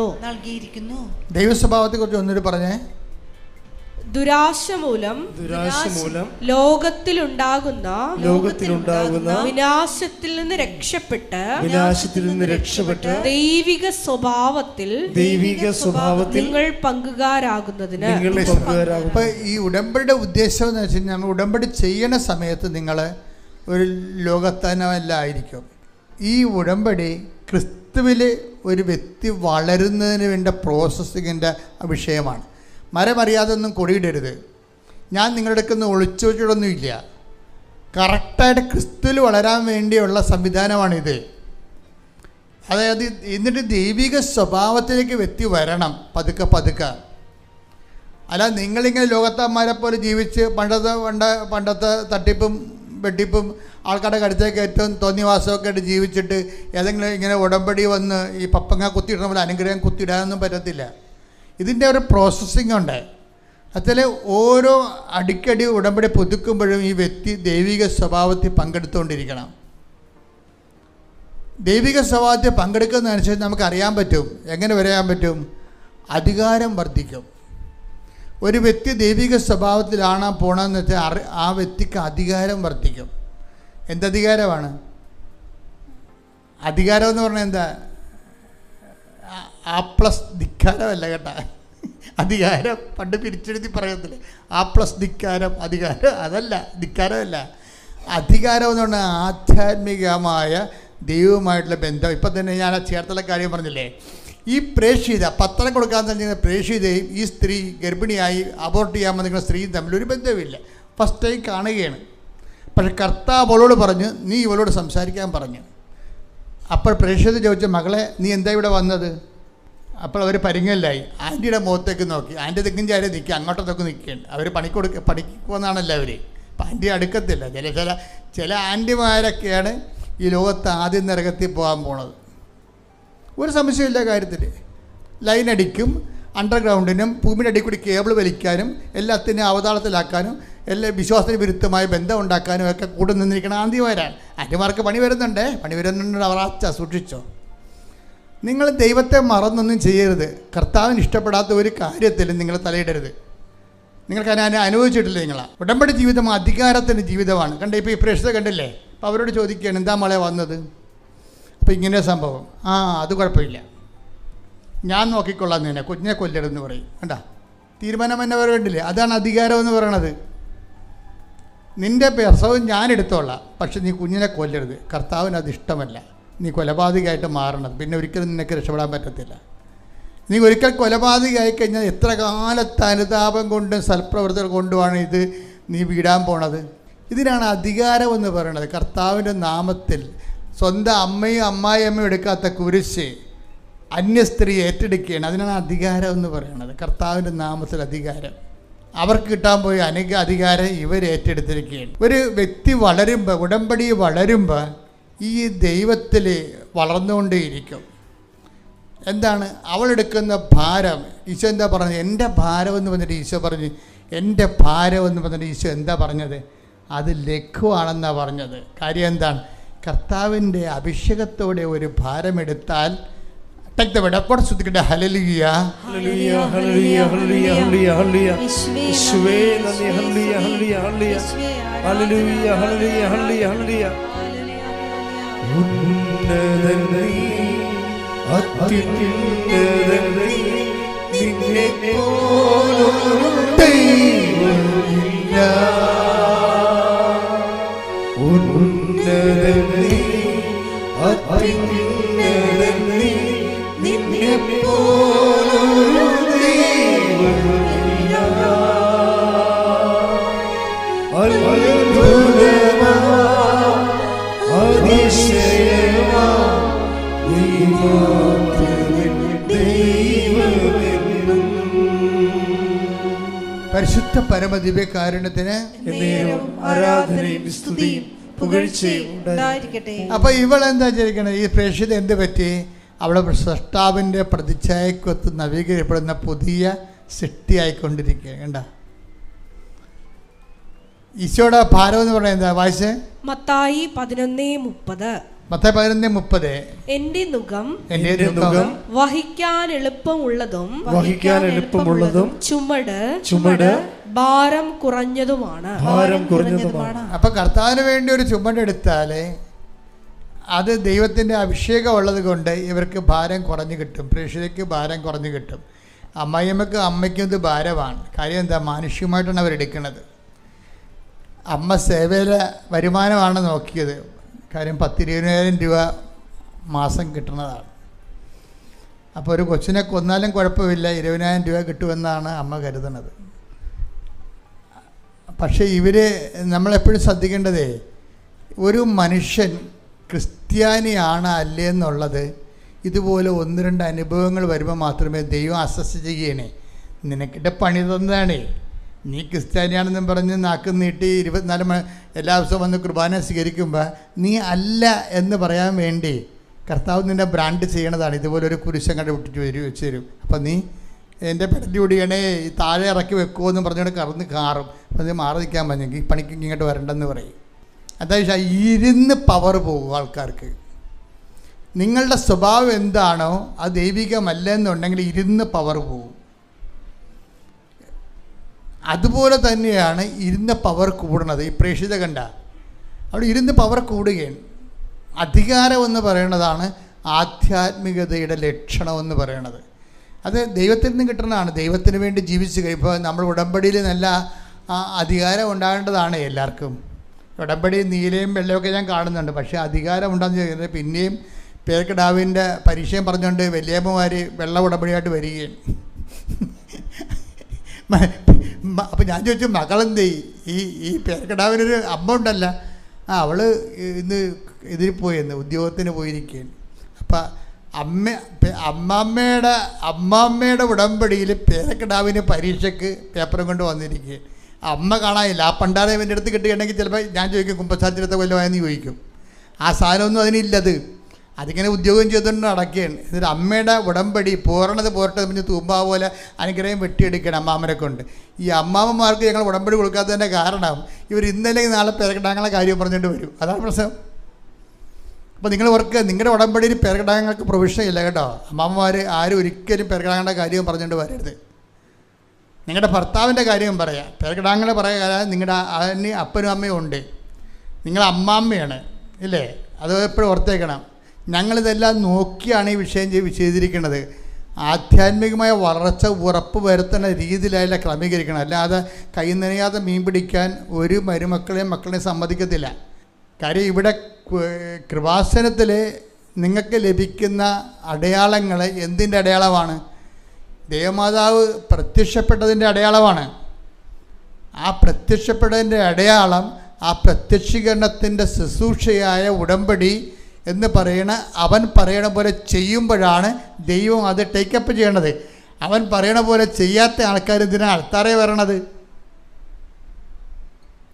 എപ്പോഴും നമ്മൾ ഓർത്തേക്കണം, ആൾത്താരെ നിങ്ങളെ കൊണ്ടുവരുന്നുണ്ട് ആൾക്കാരെ. ഞാൻ എൻ്റെ അകത്ത് ഒരാളെ മാത്രമേ അംഗീകരിച്ചിട്ടുള്ളൂ, ക്യാൻസർ രോഗികളാണ്. ക്യാൻസർ 4th സ്റ്റേജ് ആണെങ്കിൽ ഭാര്യയുടെ ഉടമ്പടിയിൽ ആൾത്താരെ വരാം, അല്ലാത്ത ആർക്കും ആരുടെ ഉടമ്പടി ആൾത്താരെ വരാൻ പറ്റത്തില്ല. അതിൻ്റെ കാരണം എന്ന് വെച്ച് കഴിഞ്ഞാൽ ഉടമ്പടി ധ്യാനകേന്ദ്രമായതുകൊണ്ട് അമ്മയുടെ പ്രത്യക്ഷീകരണത്തിൻ്റെ ഭാഗമായിട്ടാണ് ഉടമ്പടി കിട്ടിയിരിക്കുന്നത്. ഇപ്പോൾ ഉടമ്പടിയുടെ ശുശ്രൂഷ എന്ന് പറയുന്നത് പ്രത്യക്ഷീകരണത്തിൻ്റെ ശുശ്രൂഷയാണ്. പ്രത്യക്ഷീകരണത്തിൻ്റെ ശുശ്രൂഷ എന്ന് പറയുന്നത് അവൻ പറയണ പോലെ ചെയ്തുകൊണ്ട് അവൻ്റെ നാമത്തിൽ വളരുന്ന വ്യക്തികളാണ്. സുവിശേഷം കൊടുക്കാൻ വേണ്ടും ആധ്യാത്മിക അധികാരം പ്രാപിച്ചുകൊണ്ട് വളരാനുള്ളതാണ് ഈ ധ്യാനകേന്ദ്രത്തിൻ്റെ അടിസ്ഥാന ഉദ്ദേശം.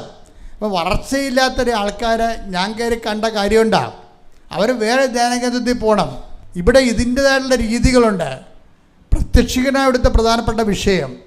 ആ പ്രത്യക്ഷീകരണം സ്ഥിരീകരിക്കാൻ വേണ്ടി, അടയാളം കിട്ടാൻ വേണ്ടി ദൈവം ഈ ലോകത്തിൽ തന്നതാണ് ഉടമ്പടി. ആ ഉടമ്പടി എന്ന് പറയുന്നത് ദൈവം മനുഷ്യരാശിക്ക് നൽകിയിട്ടുള്ള 8850 വാഗ്ദാനങ്ങൾ പ്രാപിക്കുന്നതിന് വേണ്ടിയുള്ള ദൈവിക സംവിധാനമാണ് ഉടമ്പടി. ഉടമ്പടി തന്നെയാണ് വാഗ്ദാനം തന്നെ ഉടമ്പടി. വാഗ്ദാനം പ്രാപിക്കുന്നത് ഉടമ്പടി ജീവിച്ചുകൊണ്ടാണ്. ശ്രദ്ധിക്കട്ടെ, ഹല്ലേലൂയ.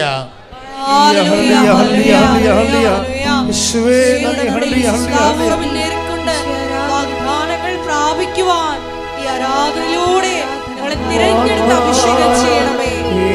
ഹല്ലേലൂയ. മഹത്വം മഹത്വം. ആരാധന ദേവിതാവേ നന്ദി. ദേവിതാവേ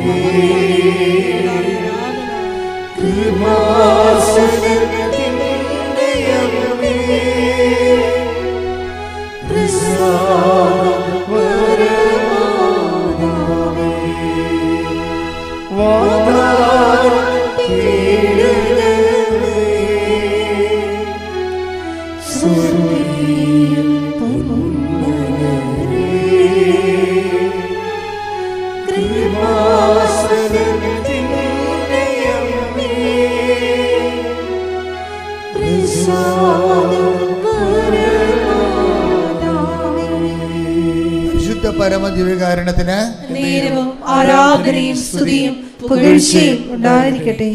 ആ ഉടമ്പടി പ്രയോഗത്തിൽ വരുമ്പോൾ ആ പ്രയോഗത്തിൽ വരുന്നതിൻ്റെ വിശ്വാസം എക്സ്പ്രസ് ചെയ്യുന്ന ഒരു മാർഗമാണ് പ്രാർത്ഥനയെന്ന് പറയുന്നത്. അതാണ് ആ പ്രാർത്ഥനയ്ക്ക് 25 പോയിൻ്റാണ് ഉള്ളത്. ബാക്കി ദൈവാനുഗ്രഹത്തിൻ്റെ അകത്ത് 25 പോയിൻ്റാണ് ഈ പ്രാർത്ഥനയ്ക്ക് കിട്ടുന്നത്. അത് നിങ്ങളെ പ്രാർത്ഥന നീട്ടിപ്പാടിയാലും കുറുക്കി പാടിയാലും ആവർത്തിച്ച് പാടിയാലും പോയിൻ്റ് 25. എന്താ കാര്യം? പ്രാർത്ഥനയ്ക്കുള്ള ഒരു പരാധീനത, അതുകൊണ്ട് ദൈവത്തിന് പ്രയോജനമില്ലെന്നുള്ളതാണ്. അത് മനസ്സിലാക്കണം മക്കളെ. നിങ്ങളെ ഇവിടെ ഇരുന്നുകൊണ്ട് 1000 വിശ്വാസപ്രമാണം ആവർത്തിച്ച് ചെല്ലിയ ദൈവത്തിന് എന്താണ് അതിൻ്റെ റിട്ടേൺസ്? ദൈവത്തിന് അതുകൊണ്ട് എന്താ പ്രയോജനം? അതാണ് വിഷയം. നിങ്ങളെ നാക്കിട്ട് അടിച്ച് നീട്ടിപ്പാടിയെന്ന് വിചാരിച്ചോ ഇവിടെ ഇരുന്നുകൊണ്ട് ഒരു 3 മണിക്കൂർ ഭജന എടുത്തോ? അതുകൊണ്ട് ദൈവത്തിന് എന്താണ് പ്രയോജനം? അപ്പോൾ ദൈവത്തിന് പ്രയോജനം ഇല്ലാത്ത കാരണം തന്നെ പ്രാർത്ഥനയുടെ പോയിൻ്റ് 25 പോയിൻ്റായിട്ടാണ് ഇനി വിശ്വാസത്തിൻ്റെ എക്സ്പ്രഷൻ പ്രാർത്ഥന 45 പോയിൻ്റുള്ള ഒരു സാധനം അതിൻ്റെ അകത്തുണ്ട്. അതെന്താണത്? പ്രഖ്യാപനമാണ്. 45 പോയിൻ്റ്, 25 പോയിൻ്റാണ് പ്രാർത്ഥനയ്ക്കുള്ളത്. 45 പോയിൻ്റുള്ള ഒരു കാര്യം ഈ പ്രാർത്ഥനയ്ക്ക് ഉടമ്പടിയിലുണ്ട്. അതെന്താണ്? പ്രഖ്യാപനമാണ്. പ്രഖ്യാപനം എന്ന് പറഞ്ഞാൽ എന്താണ്? പ്രഖ്യാപനം എന്ന് പറയുന്നത് രക്ഷ പ്രാപിക്കുന്നതിന്, രക്ഷയെന്ന് പറഞ്ഞാൽ യേശുക്രിസ്തുവിനെ പ്രാപിക്കുന്നതിന് വേണ്ടിയുള്ള സിംഗിൾ വിൻഡോ ഓപ്പറേഷനാണ് പ്രഖ്യാപനം എന്ന് പറയുന്നത്. അത് യേശു കർത്താവാണെന്ന് അധരം കൊണ്ട് ഏറ്റു പറയണം. ദൈവം അവനെ മരിച്ചവരെന്ന് ഉയർപ്പിച്ചെന്ന് ഹൃദയത്തിൽ വിശ്വസിക്കണം. അപ്പം യേശു കർത്താവാണെന്ന് പറയണ അദ്ദേഹം കൊണ്ട് ഇപ്പം ഞാനിങ്ങനെ യേശു കർത്താവാണ് യേശു കർത്താവാണ് യേശു കർത്താവെന്ന് പറഞ്ഞിരിക്കുകയല്ല. അത് ആരോടാ പറയേണ്ടത്? കർത്താവിനെ അറിയാത്തവരോട് പറയണം. അതാണ് പ്രഖ്യാപനത്തിൻ്റെ പ്രശ്നം. ഹല്ലേലൂയ ഹല്ലേലൂയ ഹല്ലേലൂയ ഹല്ലേലൂയ യേശുവേ നന്ദി ഹല്ലേലൂയ ഹല്ലേലൂയ. റോമ 10:9. റോമ 10:9. ആകയാൽ യേശു കർത്താവാണ്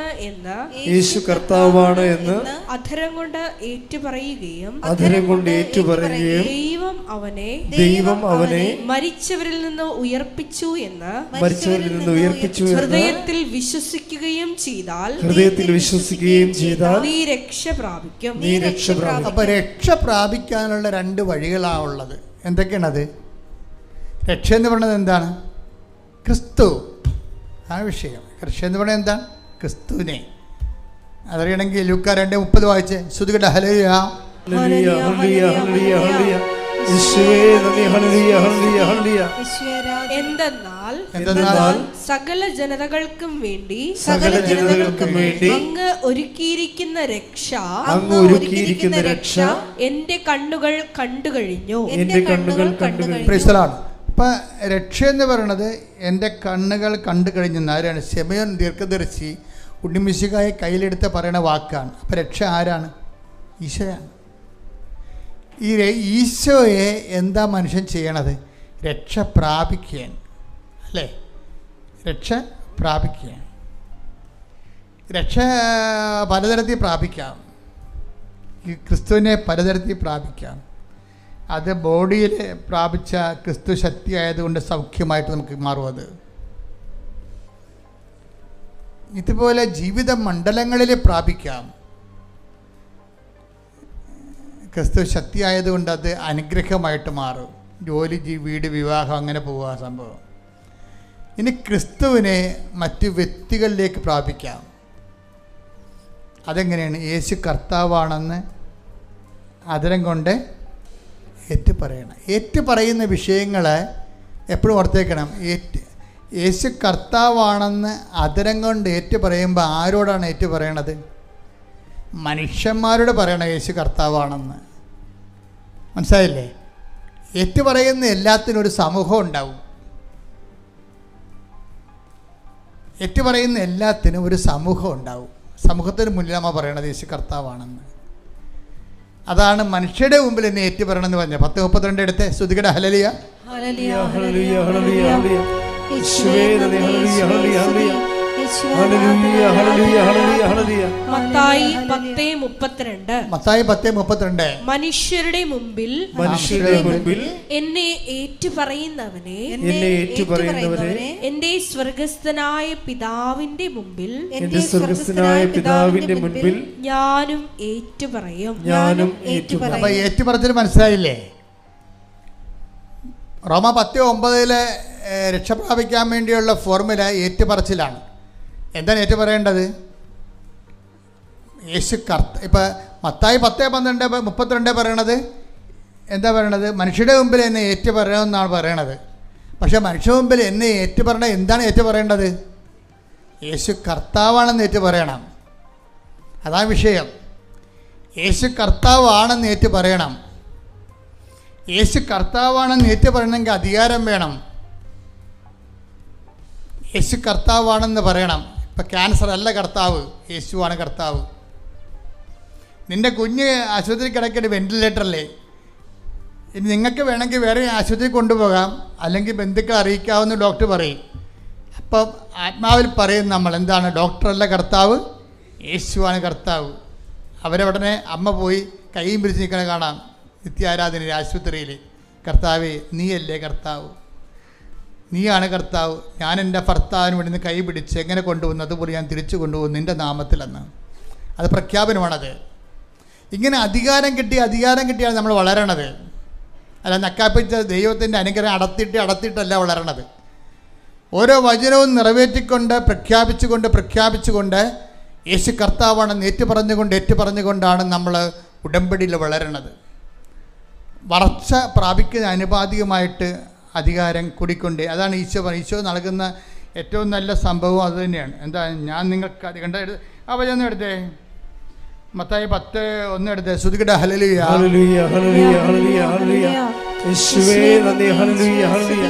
മത്തായി 10:1. മത്തായി 10:1. അവൻ തന്റെ 12 ശിഷ്യന്മാരെ വിളിച്ച് അവൻ 12 ശിഷ്യന്മാരെ വിളിച്ച് അശുദ്ധാത്മാക്കളെ ബഹിഷ്കരിക്കാനും എല്ലാ രോഗങ്ങളും വ്യാധികളും സുഖപ്പെടുത്താനും അവർക്ക് അധികാരം നൽകി. കണ്ടാ, ഈശോ നൽകുന്നൊരു സംഭവമാണ് അധികാരം.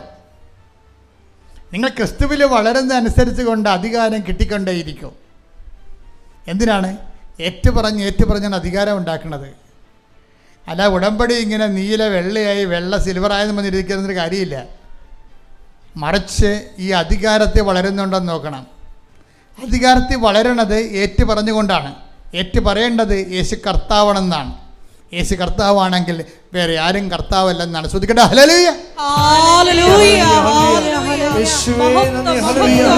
ആരാധന ആരാധന. ഹല്ലേലൂയ ഹല്ലേലൂയ ഹല്ലേലൂയ.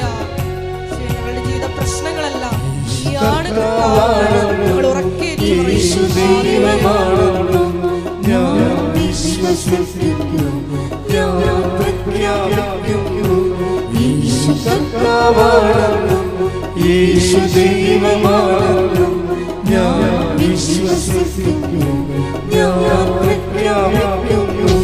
യേശുവേ രക്ഷകനാ കർത്താവേ നാഥനേ.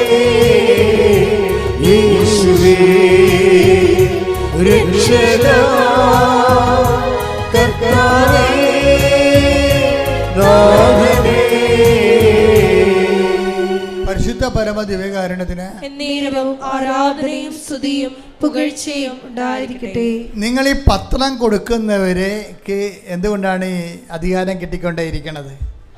അത് ഏറ്റുപറച്ചിലാണ് പത്രം കൊടുക്കുന്നത്. നിങ്ങൾക്ക് പണ്ടൊരു പത്രം കൊടുക്കാൻ പോലും എന്ത് പേടിയായിരുന്നു. മറ്റുള്ളവർ എന്ത് വിചാരിക്കും, എന്ത് പറയുമെന്നൊക്കെ വിചാരിച്ചുകൊണ്ട് വീട്ടിൽ ഇരുന്നുകൊണ്ട് വിശ്വാസ പ്രമാണത്തിന് എണ്ണം കൂട്ടും. ഈ പണ്ടാരത്തിനെ കൊണ്ട് അതേ പറ്റത്തുള്ളേ. കുറച്ച് കഴിയുമ്പോഴാണ് മനസ്സിലാകണത് ഈ ഉടമ്പടി കുലച്ച് വരുന്നില്ല എന്തുകൊണ്ടാണെന്ന്. കൈയിരിപ്പ് കൊണ്ടാണല്ലോ. പിന്നെ എന്തുകൊണ്ടാണ്? കാര്യം നിങ്ങൾ ഈ പണ്ടത്തെ പരിപാടി തന്നെയാണ് ഇപ്പോൾ ഈ നാക്കിട്ടടിയുള്ള പരിപാടി തന്നെ ഇപ്പോഴും ചെയ്തുകൊണ്ടിരിക്കുന്നത്. അല്ല, സത്യസന്ധമാണ്. ദൈവത്തിന് 10 പൈസ ഗുണമുള്ളൊരു കാര്യം ചെയ്തിട്ടില്ല. ക്രിസ്തുവിനെ കൈമാറാതെ ദൈവം നിങ്ങൾ അംഗീകരിക്കേണ്ടത്. ക്രിസ്തുവിനെ കൈമാറണം മറ്റു മനുഷ്യരോട്. കഴിഞ്ഞ ദിവസങ്ങളിൽ ഇവിടെ കൃപാ മറിയം എന്നും പറഞ്ഞൊരു മർത്തോമ ഡോക്ടർ വന്നായിരുന്നു. കൃപാ മറിയം അവർ കാത്തലിക്കിലാണ് കല്യാണം കഴിച്ചിരിക്കുന്നത്.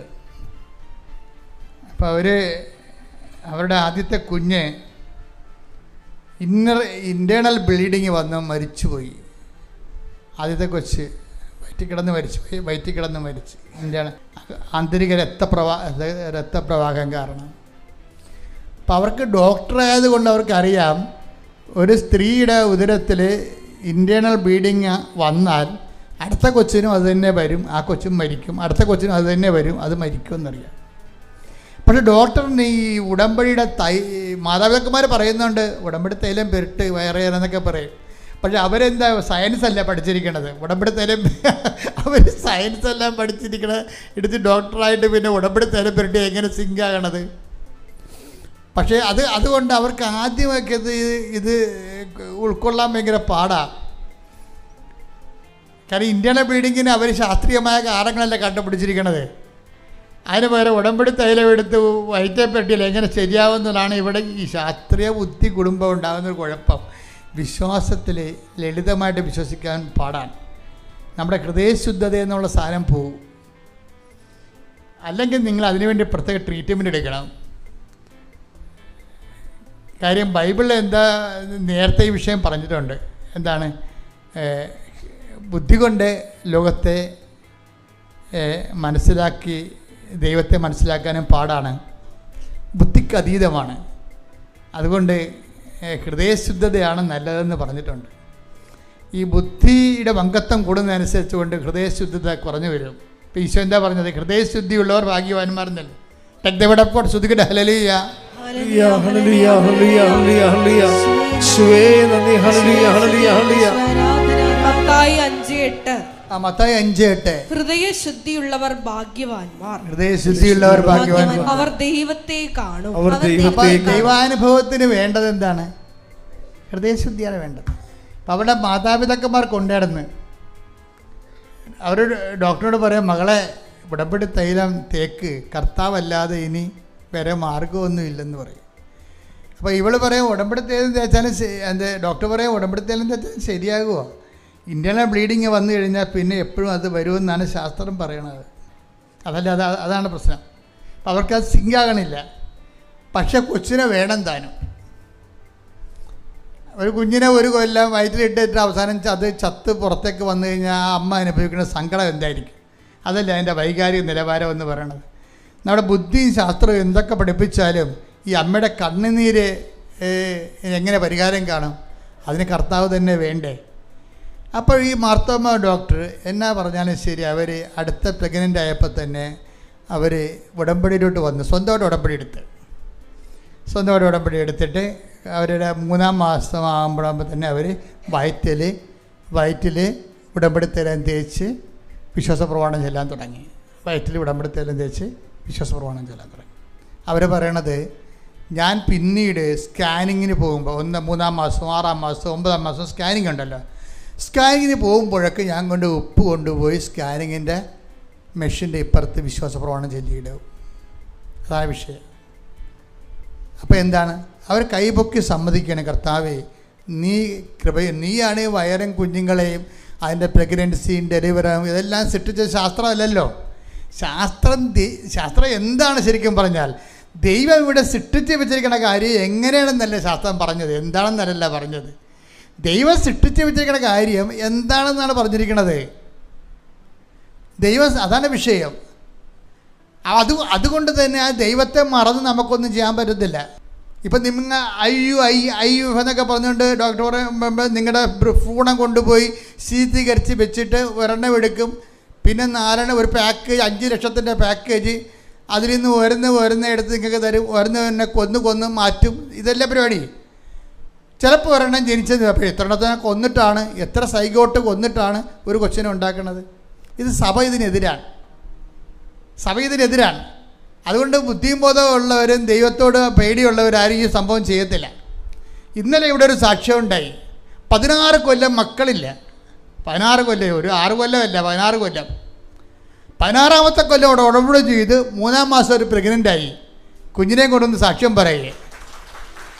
അപ്പോൾ ഇതിൻ്റെ പ്രശ്നം എന്ന് പറയുന്നത്, ശാസ്ത്രം എത്ര പുരോഗമിച്ചെന്ന് പറഞ്ഞാലും ദൈവത്തിൻ്റെ ഇടപെടൽ വേറെ ഒരു ലെവലിലാണ് ആ സംഭവം പോണത്.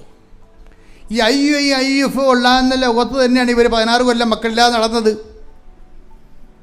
പക്ഷേ കർത്താവുമായിട്ട് അവർ ഉടമ്പടിയിലേക്ക് എത്തിക്കഴിയുമ്പോൾ ഇവരുടെ ആവശ്യം ദൈവത്തിൻ്റെ ആവശ്യമായി മാറും. പക്ഷേ എൻ്റെ പ്രശ്നം എന്താണ്? നിങ്ങൾ ദൈവത്തിൻ്റെ ആവശ്യമായിട്ട് പ്രാഥമിക ഉടമ്പടി ചെയ്യുന്നതിൽ കുഴപ്പമില്ല. പക്ഷേ നിങ്ങൾ ദൈവ സ്വഭാവത്തിലേക്ക് പതുക്കെ ഉടമ്പടി ചെയ്യാനുള്ള അനുവാദവും അനുഗ്രഹവും യോഗ്യതയും വർദ്ധിപ്പിച്ചു കൊണ്ടേയിരിക്കണം. അല്ല പേപ്പറിൻ്റെ കളർ മാറ്റിയാൽ ശരിയാകത്തില്ല, വർദ്ധിപ്പിച്ചു കൊണ്ടേയിരിക്കണം. അങ്ങനെ വർദ്ധിപ്പിച്ചുകൊണ്ടിരിക്കുമ്പോഴാണ് എന്ത് പറ്റണത്? അധികാരം കൂടും. പിന്നെ ഉടമ്പടിയിലുള്ള ഒരു വിഷയം എന്താ? അത് പ്രാർത്ഥന ചില കാര്യം. ഇപ്പോൾ 16 കൊല്ലം ഇവർ പ്രാർത്ഥിച്ചില്ലേ? 16 കൊല്ലം ഇവർ മക്കളില്ലാതെ ആൾക്കാർ 16 കൊല്ലം പ്രാർത്ഥിച്ച് കാണുമല്ലോ. എന്നാൽ പിന്നെ എന്താ 16 കൊല്ലത്തിലൂടെ ആ പ്രാർത്ഥനയ്ക്ക് മക്കളില്ലാതെ ഇടണത്? അതിൻ്റെ അപ്പുറത്ത് കുറേ സാധനങ്ങളുണ്ട്. അതെന്താണ്? ഒന്ന് പ്രഖ്യാപനമാണെന്ന് ഞാൻ നിങ്ങളോട് പറഞ്ഞു. അതിൻ്റെ ഉദ്ദേശം എന്താണ്? യേശു കർത്താവാണെന്ന് പ്രഖ്യാപിക്കണം. 10 പത്രം മനുഷ്യടുത്ത് കൊടുക്കുമ്പോൾ എന്ത് ചെയ്യും? നിങ്ങൾക്ക് തലക്കസുഖമാണ്. വിദ്യാഭ്യാസത്തിൻ്റെയും ശാസ്ത്രത്തിൻ്റെയും ലോകത്ത് പത്രോജ് വന്നുകൊണ്ട് നടക്കണം. നാണമുണ്ടോ നിങ്ങൾക്കൊന്ന് ചോദിക്കും. അപ്പോൾ നിങ്ങൾ പറഞ്ഞ നാണമില്ല കർത്താവിന് വേണ്ടി. ഞാൻ മാത്രമല്ല, ഞങ്ങളുടെ തലമുറ 2000 കൊല്ലമായിട്ട് നാണമില്ലാത്തവന്മാരാണ് ഉണ്ടാക്കിയത്. അവർ ആടുകളുടെ കുപ്പായങ്ങൾ ഇട്ടുകൊണ്ട് വെയിലത്തുകൂടി അവർ നടത്തിയിട്ടുണ്ട്. അവരെ മരത്തെ തൂക്കി അസ്ത്രമേത് കൊന്നിട്ടുണ്ട്. അവരെ കട്ടിലിട്ട് വറുത്ത് കൊന്നിട്ടുണ്ട്. അവരുടെ ഇന്നത്തെ ആൾക്കാരാണ് ഞങ്ങൾക്ക് നാണമില്ല. എന്ത് കാര്യം? കർത്താവിന് ലോകത്ത് കൊടുക്കുന്നതിൽ ഞങ്ങൾക്ക് നാണമില്ല. നീ ഇന്ന് ഞങ്ങളെപ്പോലെ നാളെ നീയും കർത്താവിനെ പ്രഘോഷിക്കുന്ന ഒരു കാലം ഉണ്ടാകുമെന്ന് പറയണം. അതാണ് അധികാരം. ശ്രദ്ധിക്കട്ടെ. ഹല്ലേലൂയ. ഹല്ലേലൂയ, ഹല്ലേലൂയ, ഹല്ലേലൂയ, ഹല്ലേലൂയ, ഹല്ലേലൂയ, ഹല്ലേലൂയ. യേശു ഒരു കർത്താവാണെന്ന് ലോകത്തോട് പ്രഘോഷിക്കുവാൻ ഈ ആരാധനയിലൂടെ ഞങ്ങൾക്ക് പ്രത്യേക അഭിഷേകം നൽകണമേ. ഹല്ലേലൂയ, ജയം ഹല്ലേലൂയ, യേശു കർത്താവ് ജീവിക്കുന്നു. ഹല്ലേലൂയ, ജയം ഹല്ലേലൂയ, യേശു കർത്താവ് ജീവിക്കുന്നു.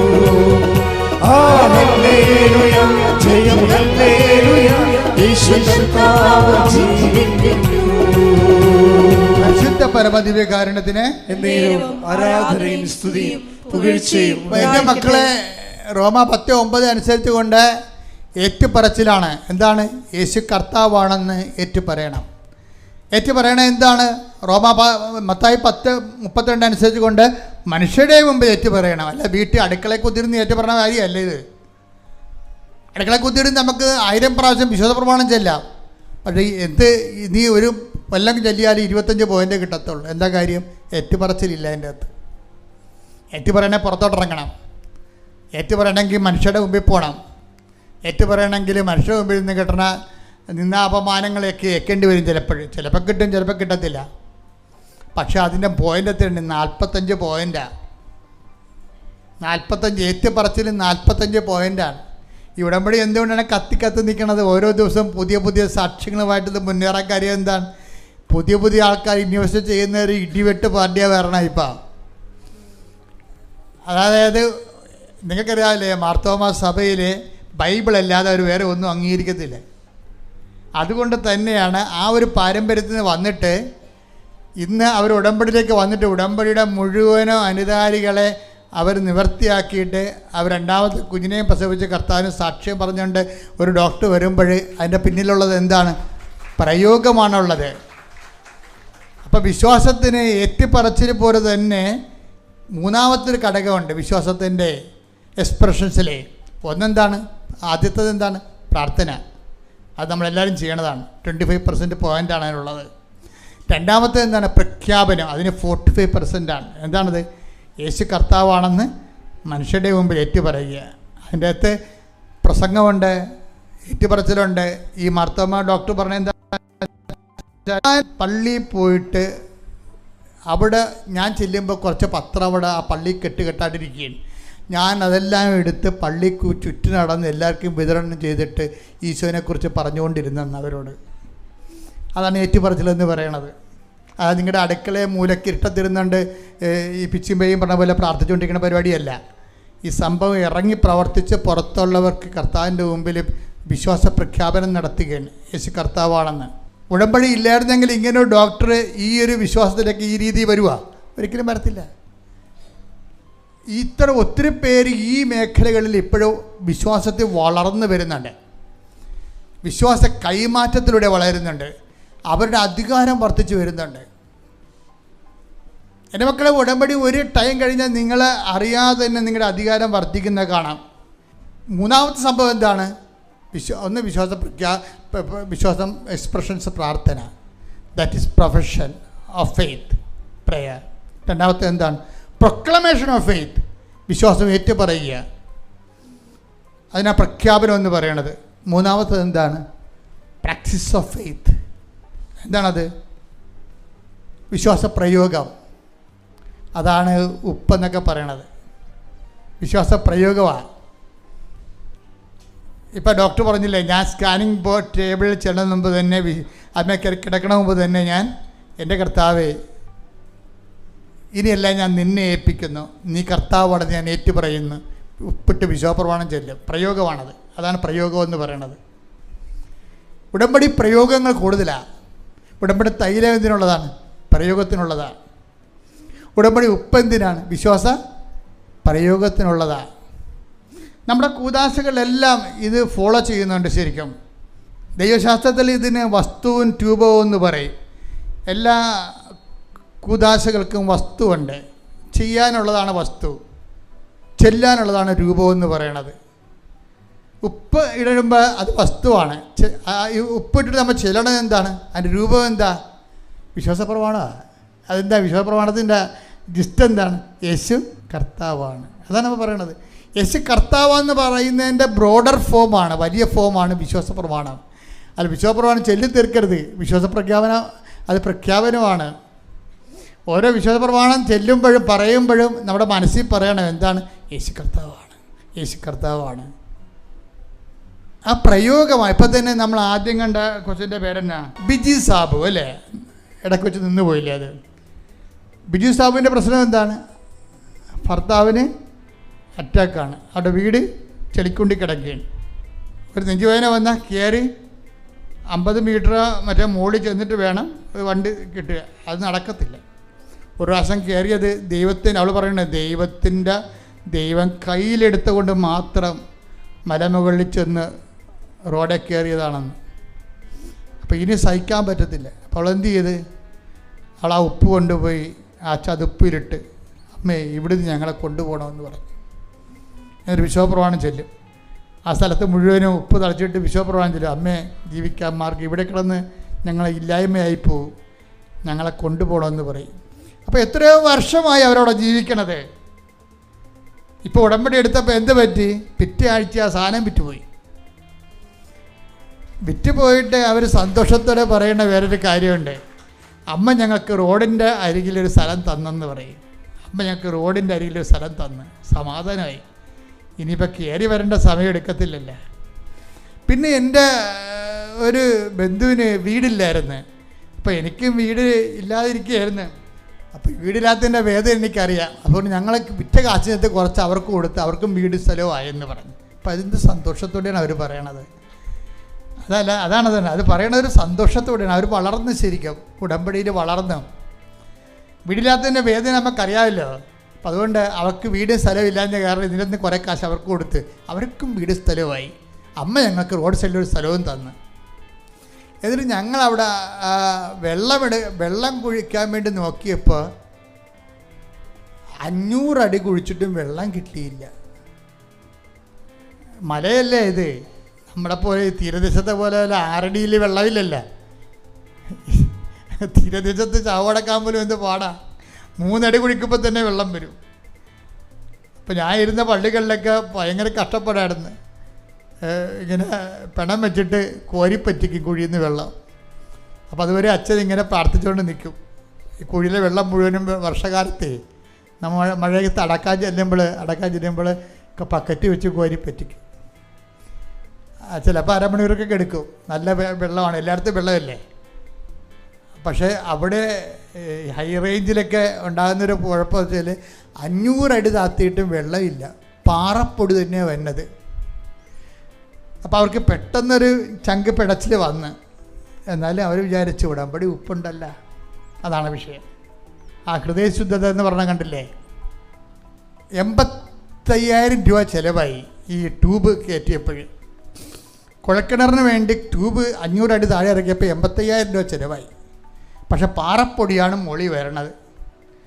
അപ്പോൾ അവരിട്ടും പോയി, നടക്കത്തില്ല ചേച്ചി എന്ന് പറഞ്ഞു. എന്നിട്ട് അവർ രാത്രി വിളിച്ച് പറഞ്ഞ്, ചേച്ചി ഞങ്ങൾ വന്നിട്ട് ആ പൈപ്പ് ഊരി തരാം. പൈപ്പ് വിട്ടായിരുന്നല്ല, പൈപ്പ് ഊരി നിങ്ങൾ വിറ്റാൽ 85,000 രൂപ ആയിരുന്നു, 40,000 രൂപ പൈപ്പ് വിറ്റാൽ കിട്ടും. ആ ചാപ്റ്റർ ക്ലോസ് ചെയ്യണേന്ന് അവർ പറയണേ, ഇവിടുത്തെ 85,000 രൂപ ചിലവായില്ലേ. അപ്പോൾ ഞങ്ങൾ രാവിലെ വന്നിട്ട് പൈപ്പ് ഊരി തരാം, പൈപ്പ് ഊരി വിറ്റാൽ നിങ്ങൾക്ക് 40,000 രൂപ കിട്ടും. അപ്പോൾ ഇവരത് കേട്ടതും കേൾക്കാത്തതുകൊണ്ട് അങ്ങനെ ഇരുന്ന് വെച്ചും ഇവർ ഉടമ്പടി ഉപ്പ് കൊണ്ടുപോയി വിശ്വപ്രമാണത്തിലെ കുഴലിലിട്ട് രാവിലെ പൈപ്പ് ഊരാൻ വന്നപ്പോൾ പൈപ്പിൽ നിന്ന് വെള്ളം വന്നുകൊണ്ടിരിക്കുകയാണ്. അതാ വിഷയം. അത് പ്രയോഗം എന്ന് പറയുന്നതിന് വിശ്വാസ പ്രയോഗം. വിശ്വാസത്തെ നമ്മൾ പ്രാർത്ഥനയുണ്ട്, വിശ്വാസ പ്രഖ്യാപനമുണ്ട്, അത് മനുഷ്യരുടെ മുമ്പിലാണ്. പിന്നെന്താണ്? വിശ്വാസ പ്രയോഗം. അതുപോലെ വസ്തുക്കൾ ഉപയോഗിച്ചുകൊണ്ട് വിശ്വാസത്തെ പ്രയോഗിക്കും. അപ്പോഴാണ് ഈ കരിമ്പാറയെന്ന് വെള്ളം ചീറ്റണത്. ഇതിങ്ങനെ എത്രയോ ആയിരക്കണക്കിന് അനുഭവങ്ങളല്ലേ ഉടമ്പടിയിലുള്ളത്. അപ്പോൾ നിങ്ങളിതൊക്കെ നോക്കുമ്പോൾ ഞാൻ എന്തുകൊണ്ടാണ് എപ്പോഴും ഞാൻ നിങ്ങളെക്കുറിച്ച് വല്ലപ്പോഴും നല്ല വർത്തമാനം പറഞ്ഞിട്ടുണ്ട്? ഒരിക്കലും വല്ല കാലത്തും നിങ്ങളെക്കുറിച്ച് ഞാൻ നല്ല വർത്തമാനം വല്ലതും പറഞ്ഞിട്ടുണ്ട്? പറയത്തില്ല. അതിൻ്റെ കാരണം ഈ ഉപ്പിടുമ്പോൾ ഒരു 100 പേര് ഉപ്പിട്ടാൽ 2 പേർക്ക് മാത്രമേ വെള്ളം കിട്ടത്തുള്ളൂ. അതെന്താ കാര്യം? ബാക്കി ഉപ്പിടുന്ന കക്ഷികളാരും ഉപ്പിടാൻ വേണ്ടി വളർന്നിട്ടില്ല. അതാണ് പ്രശ്നം. വെറുതെ ഇവിടുന്ന് ഉപ്പും എടുത്തുകൊണ്ട് പോയി ഇടണമെങ്കിൽ 2 കിലോ ഉപ്പ് കൊണ്ട് ഇട്ടാൽ മതിയില്ല. പക്ഷെ വർക്കൗട്ട് ചെയ്യത്തില്ല. അധികാരമില്ലാത്ത കാരണം വർക്കൗട്ട് ചെയ്യത്തില്ല. നിങ്ങൾ എവിടെയൊക്കെ ഉടമ്പടി തേൻ തേച്ച് തേൻ കുടിച്ചെന്നൊക്കെ പറഞ്ഞൊരു കാര്യമൊന്നുമില്ല. ആ വ്യക്തി അതിനുള്ള യോഗ്യത ഉണ്ടാകണം. അതിന് ദൈവ സ്വഭാവത്തിലേക്ക് ആ വ്യക്തി വളരണം. ആ ദൈവ സ്വഭാവത്തിലേക്ക് വളരുന്നതിന് വേണ്ടി തന്നെയാണ് ഇപ്പം നമുക്കറിയാമല്ലോ 2 പത്രോസ് 1:4 ദൈവ സ്വഭാവത്തിലേക്ക് വളരാൻ. അത് തന്നെയല്ലേ അവസാനിക്കണത്. എന്താണ്? കൊളോസ്യസ് 3:10 സൃഷ്ടാവിൻ്റെ പ്രതിച്ഛായക്ക് നവീകരിക്കപ്പെടുന്ന പുതിയ മനുഷ്യനെ സ്വീകരിക്കുവാൻ. അപ്പം നമുക്ക് നവീകരിക്കപ്പെടുന്നെങ്കിൽ സൃഷ്ടാവിൻ്റെ പ്രതിച്ഛായക്ക് നവീകരിക്കപ്പെടാൻ പറ്റത്തുള്ളൂ. സൃഷ്ടാവിൻ്റെ പ്രതിച്ഛായക്ക് നവീകരിക്കപ്പെടുന്ന പുതിയ മനുഷ്യൻ ആരാ? ക്രിസ്തുവാണോ? എനിക്ക് തോന്നണില്ല. ഇപ്പം കൊളോസ്യസ് 3:10 പറയുന്ന സൃഷ്ടാവിൻ്റെ പ്രതിച്ഛായക്ക് നവീകരിക്കപ്പെടുന്ന പുതിയ മനുഷ്യനെ സ്വീകരിക്കുവാൻ പറയണില്ലേ? അപ്പം ഈ പുതിയ മനുഷ്യൻ ആരാ? സൃഷ്ടാവിൻ്റെ പ്രതിച്ഛായ എന്ന് പറഞ്ഞാൽ ആരാണ്? ക്രിസ്തുവാണോ? അപ്പം ക്രിസ്തു ആണെങ്കിൽ പിന്നെ പഴയ മനുഷ്യനെ അതിൻ്റെ ചെയ്തികളോട് ദൂരെ എറിയാൻ വേണ്ടി ക്രിസ്തു പഴയ മനുഷ്യനല്ലല്ലോ. അപ്പം ക്രിസ്തുവിന് നമ്മൾ അതിൻ്റെ അകത്ത് കൊണ്ടുവരരുത്. ക്രിസ്തുവിൻ്റെ പ്രതിച്ഛായ തന്നെയാണ്. പക്ഷേ when we connected with human creatures, നമ്മളുമായിട്ട് ബന്ധപ്പെട്ട് വരുമ്പോൾ സൃഷ്ടാവിൻ്റെ പ്രതിച്ഛായ ആരാണ്? സൃഷ്ടിയായ അമ്മ തന്നെയാണ്. പൗലോസ് അറിഞ്ഞെങ്കിലും അറിയാതെ പറയുന്നൊരു കാര്യം എന്താണ്? നിങ്ങൾ അമ്മയെപ്പോലെ ക്രിസ്തുവിനെ സ്വീകരിച്ചുകൊണ്ട് Behold the handmaid of the Lord, be it done to me according to thy word. ഇതാ കർത്താവിൻ്റെ ദാസി, നിൻ്റെ വചനം പോലെ ഇതിൽ നിറവേറട്ടെ. അവൻ പറയണ പോലെ ചെയ്തുകൊണ്ട് മാതാവിൻ്റെ അധ്യാത്മികതയിലേക്ക് വളരുന്ന വ്യക്തി ക്രിസ്താവിൻ്റെ പ്രതിച്ഛായക്ക് നവീകരിക്കപ്പെടുന്ന പുതിയ മനുഷ്യൻ അധികാരമുള്ളവനാണ്. ഈ അധികാരമുള്ളവനാണ് വിശ്വാസം പ്രയോഗിക്കുമ്പോൾ പെട്ടെന്ന് മറുപടി വരണത്. അധികാരം പ്രാപിക്കാൻ നോക്കുക. ഉപ്പും അതുപോലെ തന്നെയുള്ള നേർച്ച വസ്തുക്കളൊക്കെ ഉടമ്പടി തൈലൊക്കെ ഉപയോഗിക്കണ മുമ്പ് കർത്താവിൻ്റെ വചനത്തിൽ വിശുദ്ധീകരിച്ചുകൊണ്ട് സൃഷ്ടാവിൻ്റെ പ്രതിച്ഛായക്ക് ഉയരുന്ന അധികാരമുള്ള മനുഷ്യനെ പോലെ വളരുക. ശ്രദ്ധിക്കട്ടെ. ഹല്ലേലൂയ. ഹല്ലേലൂയ. ഹല്ലേലൂയ. ഹല്ലേലൂയ.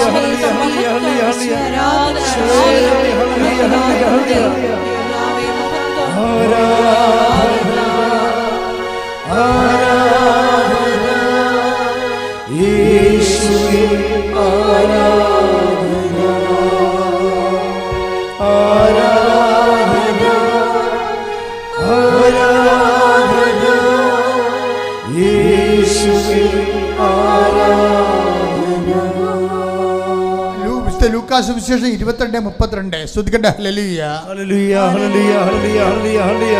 യേശുവേ നന്ദി. ഹല്ലേലൂയ. ഹല്ലേലൂയ. യേശുവേ ആരാധന. ആരാധന. യേശുവേ മഹത്വം. മഹത്വം. മഹത്വം. മഹത്വം. ഹല്ലേലൂയ. ഹല്ലേലൂയ. ഹല്ലേലൂയ. ഹല്ലേലൂയ. ലൂക്ക 22:32. എന്നാൽ നിന്റെ വിശ്വാസം ക്ഷയിക്കാതിരിക്കാൻ ഞാൻ നിനക്ക് വേണ്ടി പ്രാർത്ഥിച്ചു. നീ തിരിച്ചു വന്ന് നിന്റെ സഹോദരരെ ശക്തിപ്പെടുത്തണം. ഈ ലെവലാണ് അധികാരത്തിന്റെ ലെവൽ എന്ന് പറയുന്നത്. നീ ദൈവത്തിലേക്ക് തിരിച്ചു വന്നിട്ട് എന്ത് ചെയ്യണം? നിന്റെ സഹോദരനെ ശക്തിപ്പെടുത്തണം. അതാണ് ആ ചേച്ചി ഇത് ചേർത്തല ചേച്ചി. മകളെ, അമ്മമാർക്ക് രണ്ടുപേർക്ക് വേണ്ടെങ്കിലും നിൻ്റെ പ്രസവം ഞാനെടുക്കും, പക്ഷെ കർത്താവിന് വേണ്ടി നമ്മൾ കുഞ്ഞിനെ വളർത്തും. അതാണ് ശക്തിപ്പെടുത്താൻ. കണ്ടില്ലേ? നീ എഴുന്നേറ്റ് നിന്ന് നീ തിരിച്ചു വന്ന് നിൻ്റെ സഹോദരനെ ശക്തിപ്പെടുത്തുകയും. അപ്പോൾ കർത്താവ് നമുക്ക് നൽകിയ ഒരു സംഭവമാണ്. എനിക്ക് ഈ കത്തോലിക്ക സഭയെക്കുറിച്ച് ഭയങ്കര സങ്കടങ്ങളുള്ള ഒരാളാണ്. ഒരു സങ്കടം എന്ന് പറയുന്നത് ലോകത്തിലെ ഏറ്റവും ശക്തമായ ഒരു സഭയാണിത്. ലോകത്തിലെ ഏറ്റവും ശക്തമായ സഭ. രക്ഷകരും വൈദികരും സിസ്റ്റേഴ്സും ഒക്കെ ഉണ്ട്. പക്ഷെ കർത്താവ് പറഞ്ഞ കാര്യങ്ങൾ, സഹോദരനെ ശക്തിപ്പെടുത്തുക, കർത്താവിനെ അറിയിക്കുക, അറിഞ്ഞവരെ ആഴപ്പെടുത്തുക, സുവിശേഷം കൈമാറുക എന്നൊരു വിഷയത്തിൽ സഭയിൽ ഭയങ്കരമായ ആസ്തിഭദ്രതയും അതുപോലെ തന്നെ ശുശ്രൂഷ സംവിധാനങ്ങളുണ്ട്. പക്ഷെ ആത്മാക്കളുടെ വീണ്ടെടുപ്പിനും ക്രിസ്തുവിനെ കൈമാറുന്നതിനും ക്രിസ്തുവിൽ വളർത്തുന്നതിനും വേണ്ടി അഭിഷേകം ചെയ്യപ്പെട്ടവർ വേറെ പല കാര്യങ്ങളും ചെയ്യുന്നു. അതാണ് പ്രശ്നം. നമ്മുടെ ദ്രവ്യനഷ്ടം, നമ്മുടെ ചൈതന്യനഷ്ടം, കൃപാനഷ്ടം എന്ന് പറയണത് നിസ്സാരമല്ല. ശരിക്കും പറഞ്ഞാൽ ക്രിസ്തുവിന് വേണ്ടി അഭിഷേകം ചെയ്യപ്പെട്ടവരെ, ക്രിസ്തുവിനെ കൈമാറാനും ക്രിസ്തുവിൽ വളർത്താനും വേണ്ടി അഭിഷേകം ചെയ്യപ്പെട്ടവരെ അവരുടെ അഭിരുചിക്ക് അനുസരിച്ച് കൊണ്ട് അവർ ഓരോരോ വിഷയങ്ങളിൽ ഇടപെട്ടുകൊണ്ട് അവസാനം വരുമ്പോൾ ഇവരെല്ലാവരും ഒരേ സമയം ക്രിസ്തുവിനെ കൈമാറാനും ക്രിസ്തുവിൽ തളർന്നിരിക്കുന്നവരെ ഇതുപോലെ ശക്തിപ്പെടുത്താനും കഴിഞ്ഞെങ്കിലേ ഈ ലോകത്തെ മാറ്റിമറിക്കാൻ വേണ്ടി നമുക്ക് വെറും 12 കൊല്ലം മതി. അതുകൊണ്ട് തന്നെ സഭയെന്ന് പറയുന്ന ഏറ്റവും ഉത്തുംഗമായ, ഏറ്റവും ദൈവദത്തമായ സംവിധാനത്തിൻ്റെ ക്രിസ്തു കൈമാറ്റത്തിൻ്റെ ശക്തി മിഷനും വർദ്ധിക്കാൻ വേണ്ടി ഇടിമുഴക്കം പോലെ ശ്രദ്ധിക്കട്ടെ. ഹല്ലേലൂയ, ഹല്ലേലൂയ, ഹല്ലേലൂയ,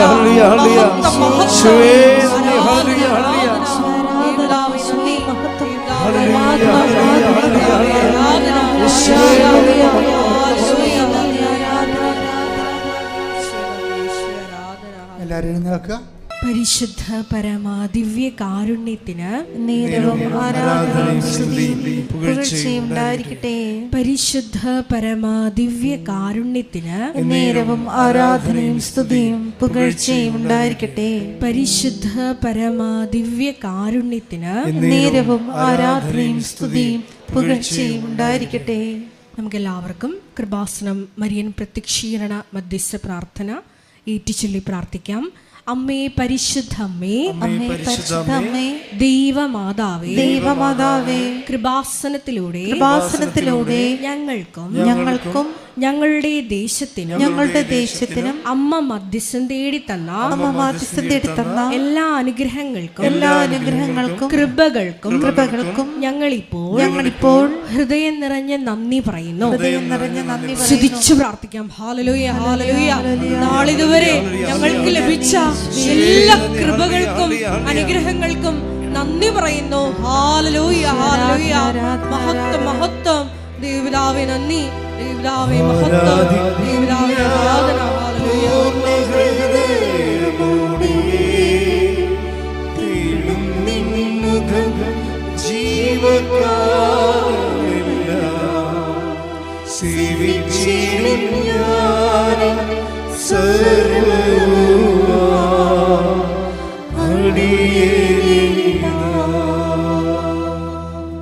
പരിശുദ്ധ പരമാ ദിവ്യ കാരുണ്യത്തിന് നേരവും ആരാധനയും സ്തുതിയും പുകഴ്ചയും ഉണ്ടായിരിക്കട്ടെ.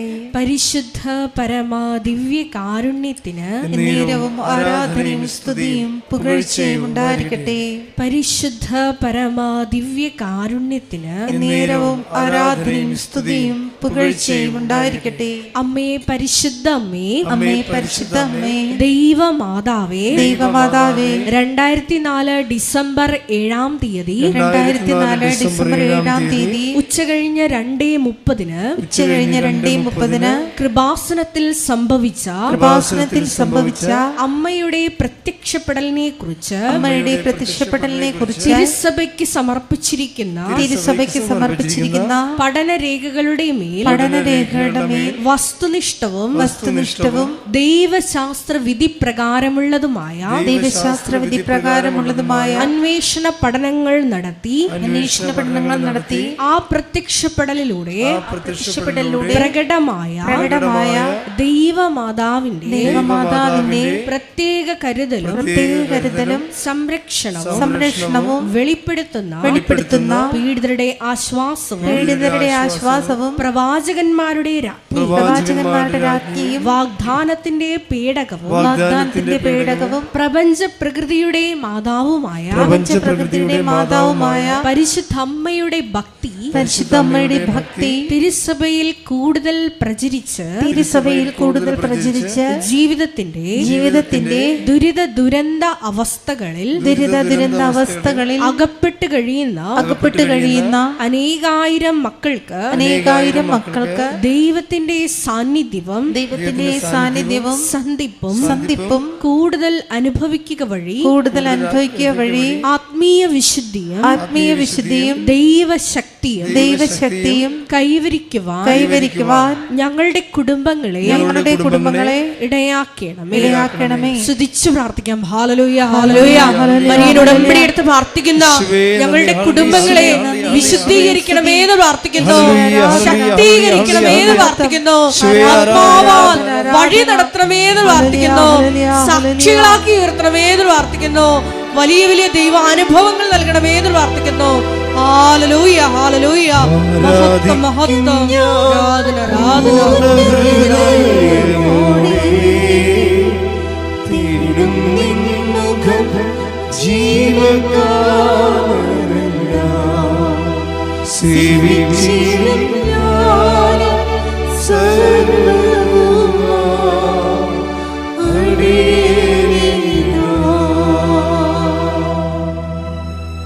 പരിശുദ്ധ പരമാദിവ്യ കാരുണ്യത്തിന് നേരവും ആരാധനയും സ്തുതിയും പുകഴ്ചയും ഉണ്ടായിരിക്കട്ടെ. പരിശുദ്ധ പരമാദിവ്യ കാരുണ്യത്തിന് നേരവും ആരാധനയും സ്തുതിയും പുകഴ്ചയും ഉണ്ടായിരിക്കട്ടെ. പരിശുദ്ധ പരമാദിവ്യ കാരുണ്യത്തിന് നേരവും ആരാധനയും സ്തുതിയും പുകഴ്ചയും ഉണ്ടായിരിക്കട്ടെ. അമ്മേ, പരിശുദ്ധ അമ്മേ, അമ്മേ, പരിശുദ്ധ അമ്മേ, ഭൂസ്വർലോകങ്ങളുടെ രാജ്ഞിയായ ഭൂസ്വർലോകങ്ങളുടെ രാജ്ഞിയായ അങ്ങേയ്ക്ക് ഭൗമ സംരക്ഷണത്തിനായി പ്രപഞ്ച പ്രകൃതിയെ തന്നെ തിരുസഭ പ്രതിഷ്ഠിക്കുവാൻ ഈ പ്രത്യക്ഷീകരണം വഴി ഇടയാക്കണമേ. പരിശുദ്ധ അമ്മേ, ജപമാല മാതാവേ, സകല കൃപാസനം പ്രാർത്ഥനകളോടും ചേർത്ത് ഞങ്ങളിപ്പോൾ പ്രാർത്ഥിക്കുന്ന ഈ സമൂഹത്തിന്റെ പ്രത്യേക നിയോഗങ്ങളും മൗനമായിട്ട് നമ്മുടെ വ്യക്തിപരമായ പ്രാർത്ഥനാ വിഷയങ്ങളും സമാനമായിട്ടുള്ള ജീവിത ദുരിതങ്ങളിലൂടെ കടന്നു പോകുന്ന മക്കളെയും കൃപാസനത്തിൽ ജീവനോടെ പ്രത്യക്ഷയായ ദൈവമാതാവിൻ്റെ മധ്യസ്ഥതയിൽ ദിവ്യകാരുണ്യ സന്നിധിയിൽ സമർപ്പിച്ച് നമുക്കൊരു നിമിഷം മൗനമായി പ്രാർത്ഥിക്കാം.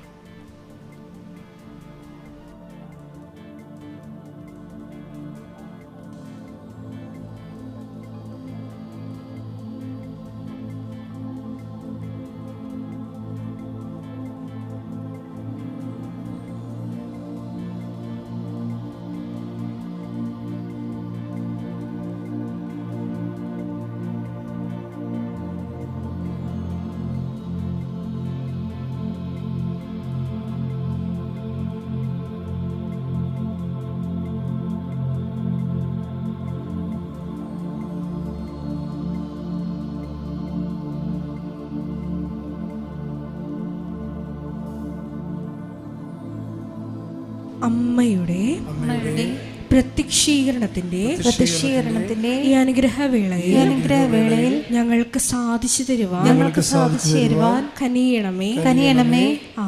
ആമേൻ. നമുക്കെല്ലാവർക്കും എഴുന്നേറ്റ് നിൽക്കാം.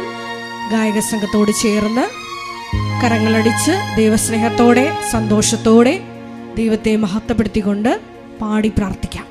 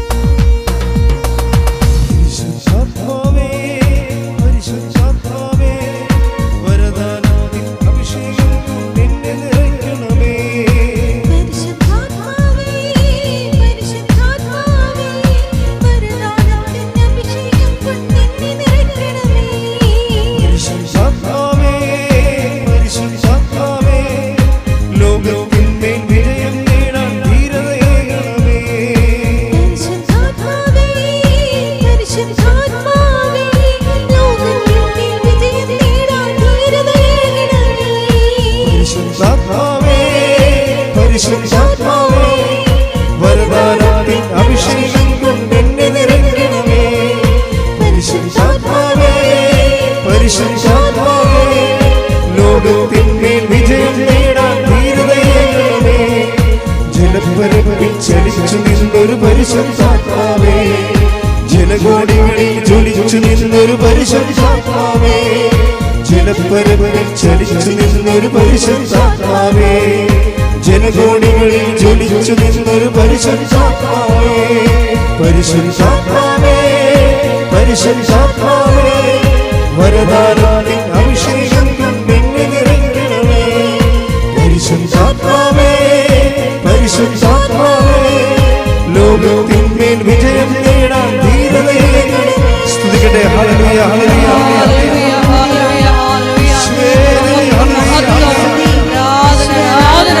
ആത്മാവേ അഭിഷേകമായി എല്ലാ ജീവിതാവസ്ഥകളിലേക്കും ആത്മാവിന്റെ ശക്തി അയച്ചുകൊണ്ട് ഞങ്ങളുടെ ജീവിതങ്ങളെ ക്രമപ്പെടുത്തണമേ, രൂപപ്പെടുത്തണമേ.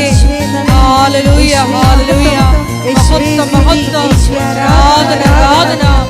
പിതാവേ നന്ദി, പിതാവേ മഹത്വം, പിതാവേ ആരാധന. ഹല്ലേലൂയ.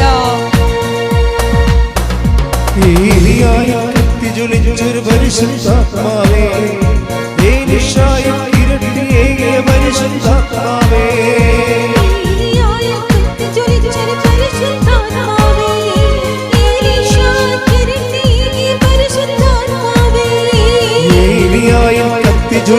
പരിശുദ്ധാത്മാവേ, ഏലീശായിൽ ഇരട്ടിയേകിയ പരിശുദ്ധാത്മാവേ, ഏലിയായിൽ കത്തിജ്വലിച്ചൊരു പരിശുദ്ധാത്മാവേ, ഏലീശായിൽ ഇരട്ടിയേകിയ പരിശുദ്ധാത്മാവേ, ദാനിയേലിന് ശക്തി പകർന്നൊരു പരിശുദ്ധാത്മാവേ, ദാനിയേലിന് ശക്തി പകർന്ന പരിശുദ്ധാത്മാവേ, എന്റെ ഉള്ളിൽ കവിയും പരിശുദ്ധാത്മാവേ, പരിശുദ്ധാത്മാവേ, പരിശുദ്ധാത്മാവേ, വരദാനത്തിൻ അഭിഷേകം കൊണ്ടെന്നെ നിറയ്ക്കണമേ.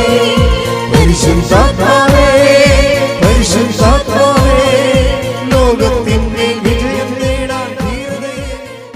ഉടമ്പടിയിലെ ആവേശത്തിലുമായി വളരാൻ വേണ്ടി കർത്താവ് ഈ നിമിഷം വരെ നമ്മളോട് വ്യത്യസ്തമായ രീതികളിൽ സംസാരിക്കുകയായിരുന്നു.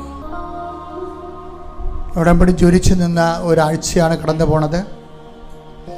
വരാൻ പോകുന്നത് ഇതിനേക്കാൾ വലിയ ദൈവികമായ ശക്തി അടയാളങ്ങളുള്ള ദിവസങ്ങളാണ്. നിങ്ങൾ പോകുന്നിടത്തെല്ലാം കർത്താവിനെയും കൊണ്ട് പോവുക.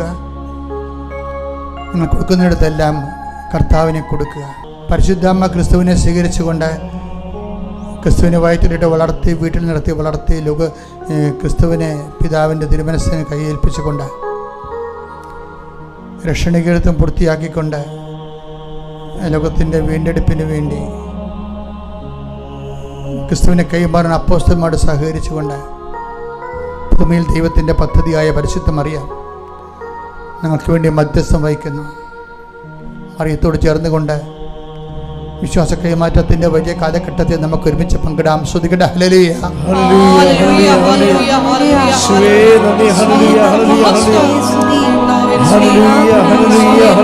ഹല്ലേലൂയ. ആരാധന, ആരാധന. മഹത്വം, മഹത്വം, മഹത്വം, മഹത്വം. അച്ഛൻ പ്രാർത്ഥിച്ചുകൊണ്ടിരിക്കുമ്പോൾ കൈകൾ നെഞ്ചത്ത് വെച്ചാൽ മാത്രം മതി. ഞാൻ എല്ലാ വിഷയവും സമർപ്പിച്ച് പ്രാർത്ഥിക്കാം. നിങ്ങൾ കടന്നു പോകുന്ന കണ്ണീരിൻ്റെ എല്ലാ വിഷയവും സമർപ്പിച്ച് പ്രാർത്ഥിക്കും. എല്ലാ വിഷയങ്ങളുടെ മേലും കർത്താവ് നിങ്ങളുടെ കരുണ തോന്നുകയും നിങ്ങളെ വിടുവിക്കുകയും നിങ്ങളെ വീണ്ടെടുക്കുകയും ഈ ആഴ്ച കർത്താവ് നിങ്ങളെ പ്രത്യേകം അനുഗ്രഹിക്കുകയും ചെയ്യും. ശ്രുതിക്കട്ടെ. ഹല്ലേലൂയ. കർത്താവ് നിന്റെ വിശുദ്ധ പൗരോഹിത്യത്തെ മഹത്വപ്പെടുത്തണം. കർത്താവ് സഭയിലുള്ള സാന്നിധ്യം നീ പ്രകടമാക്കണം. 40 വർഷം ഞാൻ അർപ്പിച്ച കൃപാന്റെ യോഗ്യതയാണ്. കൃപാസ്ഥാനത്താറെ ജീവനോടെ പ്രത്യക്ഷപ്പെട്ട പരിശുദ്ധമ്മയുടെ പ്രത്യക്ഷീകരണത്തിൻ്റെ സ്ഥിരീകരണത്തിൻ്റെ അടയാളം കിട്ടാൻ എല്ലാ മക്കളുടെ ശിരസിലും കർത്താവെ കൈകൾ വെക്കണമേ. കർത്താവ് എല്ലാ മക്കളുടെ ശിരസിൽ ആണിപ്പെടുത്താർന്ന് അത്ഭുത കരങ്ങൾ വെക്കണമേ. അടിപ്പിടർ പോലെ വൈതാക്കാലം ദൈവികമായ ശക്തി നിങ്ങളുടെ ഉച്ചമുള്ള ഉള്ളംകാല് വരെ കർത്താവിൻ്റെ ശക്തി പ്രസരിക്കട്ടെ. മാരക രോഗങ്ങൾ തീരാ വേദികളെ യേശു ക്രിസ്തുവിന്റെ നാമത്തിൽ മാറിപ്പോകട്ടെ. ശ്രുതികട്ടെ. ഹല്ലേലൂയ. അങ്ങയുടെ നാമത്തെ ആരാധനയിലൂടെ വീണ്ടും വീണ്ടും മഹത്വപ്പെടുത്തണമേ. ഹല്ലേലൂയ.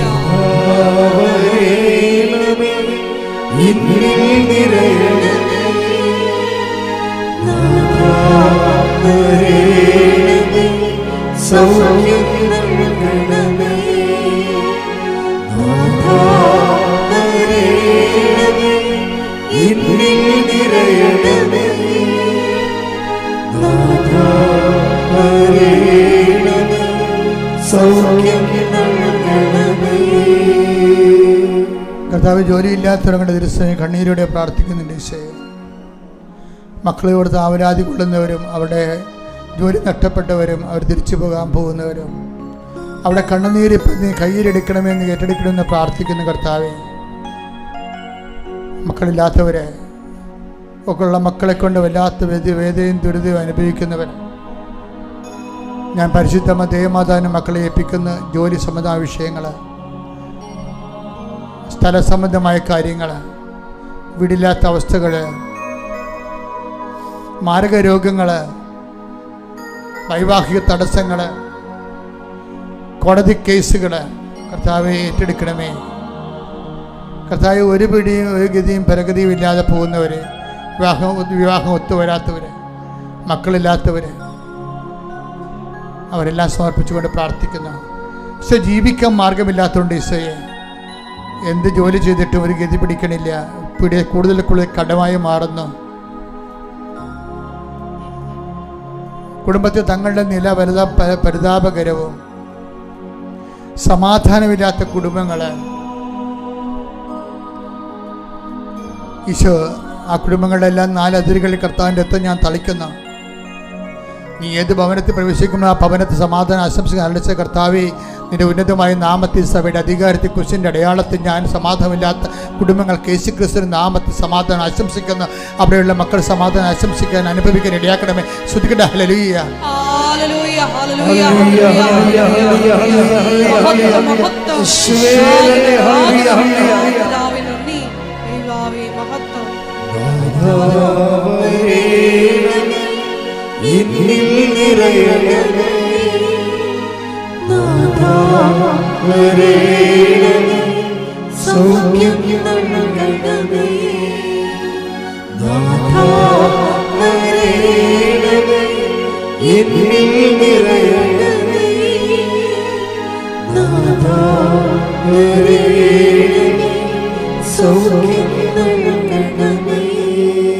മക്കളെ, മുട്ടിൽ നിന്നുകൊണ്ട് ഈ വിശുദ്ധമായ നിമിഷം, ഈ ദൈവാനുഗ്രഹം ഉറ്റി നിൽക്കുന്ന സമയത്ത് നിങ്ങളുടെ മൗനമായി നിങ്ങളുടെ ജീവിത വിഷയങ്ങൾക്ക് വേണ്ടി പ്രാർത്ഥിക്കുക.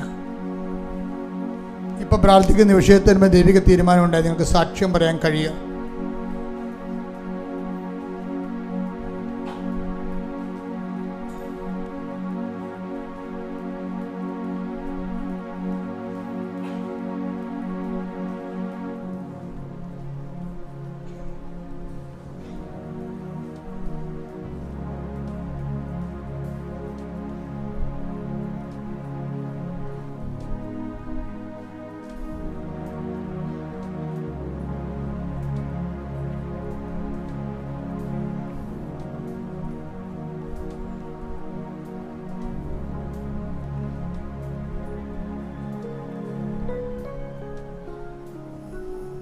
പ്രിയമുള്ളവർ, ചെറിയ അറിയിപ്പുകൾ.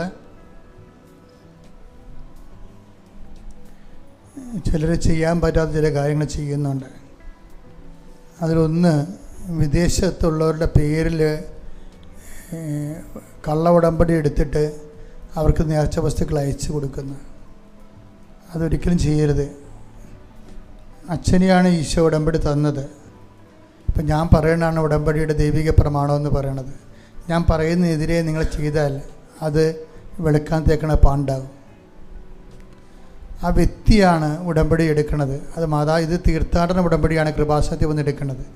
വിദേശത്തുള്ളൊരു ഓൺലൈൻ ഉടമ്പടിയാണ് എടുക്കേണ്ടത്. അവർ നാട്ടിൽ വരുമ്പോഴാണ് ഉടമ്പടി എടുക്കുന്നത്. എപ്പോഴും നിങ്ങൾ സത്യസന്ധത പാലിക്കണം. നിങ്ങളുടെ ഉടമ്പടി പേപ്പർ കൈമാറാൻ പാടില്ല, ആർക്കും കൊടുത്തു വിടരുത്.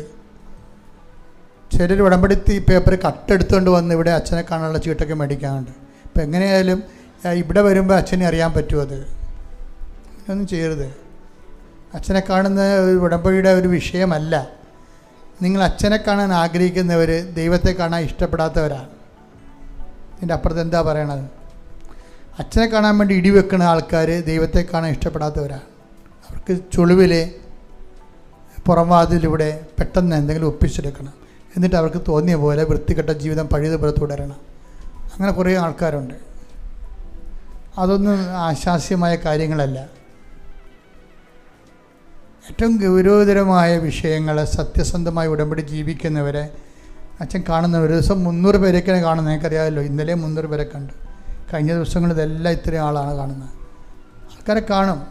പക്ഷെ ഉടമ്പടി എന്ന് പറഞ്ഞാൽ അച്ഛനെ കാണാനുള്ള ചീട്ടല്ല. ഉടമ്പടി അച്ഛനെ കാണുന്നതായിട്ട് ബന്ധവുമില്ല. പിന്നെ ഇത് ഉടമ്പടി ധ്യാന കേന്ദ്രമായതുകൊണ്ട് അച്ഛനെ കാണുന്നെങ്കിൽ ഉടമ്പടി എടുക്കണം എന്നുള്ളത് സ്വാഭാവികമായൊരു കാര്യമാണ്. അപ്പോൾ എപ്പോഴും നമ്മൾ ശ്രദ്ധിക്കണം ആ വിഷയം. ഉടമ്പടി പടിപടിയായി സ്വന്തമായിട്ട് അതിൻ്റെ നിർദ്ദേശങ്ങൾ നോക്കി വളർന്ന നിങ്ങൾ തന്നെ അധികാരമുള്ളവരായിട്ട് മാറും. അതാണ് ദൈവം ആഗ്രഹിക്കുന്നത്. അടുത്ത ആഴ്ചയിലെ 2-3 ദിവസം അച്ഛൻ ഇവിടെ ഇല്ല. അടുത്ത ഞായറാഴ്ചയ്ക്ക് ശേഷം ഒരു 3-4 ദിവസം ഇല്ല. വിദേശ ധ്യാനമാണത്. ഒരാണ്ടിലെ ഒരു 4-5 ചിലപ്പോഴും 3. അപ്പോൾ ഇത് ഒത്തിരി ധ്യാനങ്ങൾ വരുമ്പോൾ ഒന്നും എടുക്കണില്ല. ശരിക്കും പറഞ്ഞു ഇങ്ങനെ ഉടമ്പടി ആൾക്കാരെല്ലാവരും കൃപാസനത്തിൽ വരുന്ന കാരണം അച്ഛൻ നിങ്ങൾ വരുമ്പോൾ ഞാൻ ഉണ്ടാകേണ്ടത് കൂടിയുള്ള കാരണം ഞാൻ പുറത്ത് ധ്യാനങ്ങളൊന്നും എടുക്കണില്ല. പിന്നെ ഒഴിച്ചുകൂടാൻ പറ്റാത്ത ഒരു 2-3 ധ്യാനം എടുക്കും. അപ്പം അതിലൊന്നാണ് ഞാനിപ്പോൾ ഇത് പറയാൻ കാരണം, പരീക്ഷക്കാരുടെ ദിവസങ്ങളാണിത്. പരീക്ഷ തുടങ്ങിയിട്ടുണ്ട്. കമ്പ്യൂട്ടർ പരീക്ഷ തുടങ്ങി. പരീക്ഷക്കാരെപ്പോഴും നിർദ്ദേശം എന്ന് പറയണത് അവരുടെ കയ്യിൽ ഹോൾ ടിക്കറ്റ് ഉണ്ടാകണം. അപ്പോഴാണ് പരീക്ഷയുടെ അസൈൻ ചെയ്യണത്. ഈ ഹോൾ ടിക്കറ്റ് ഉടമ്പടി എടുത്ത പേപ്പറുമാണ് ഓഫീസിൽ കാണിക്കേണ്ടത്.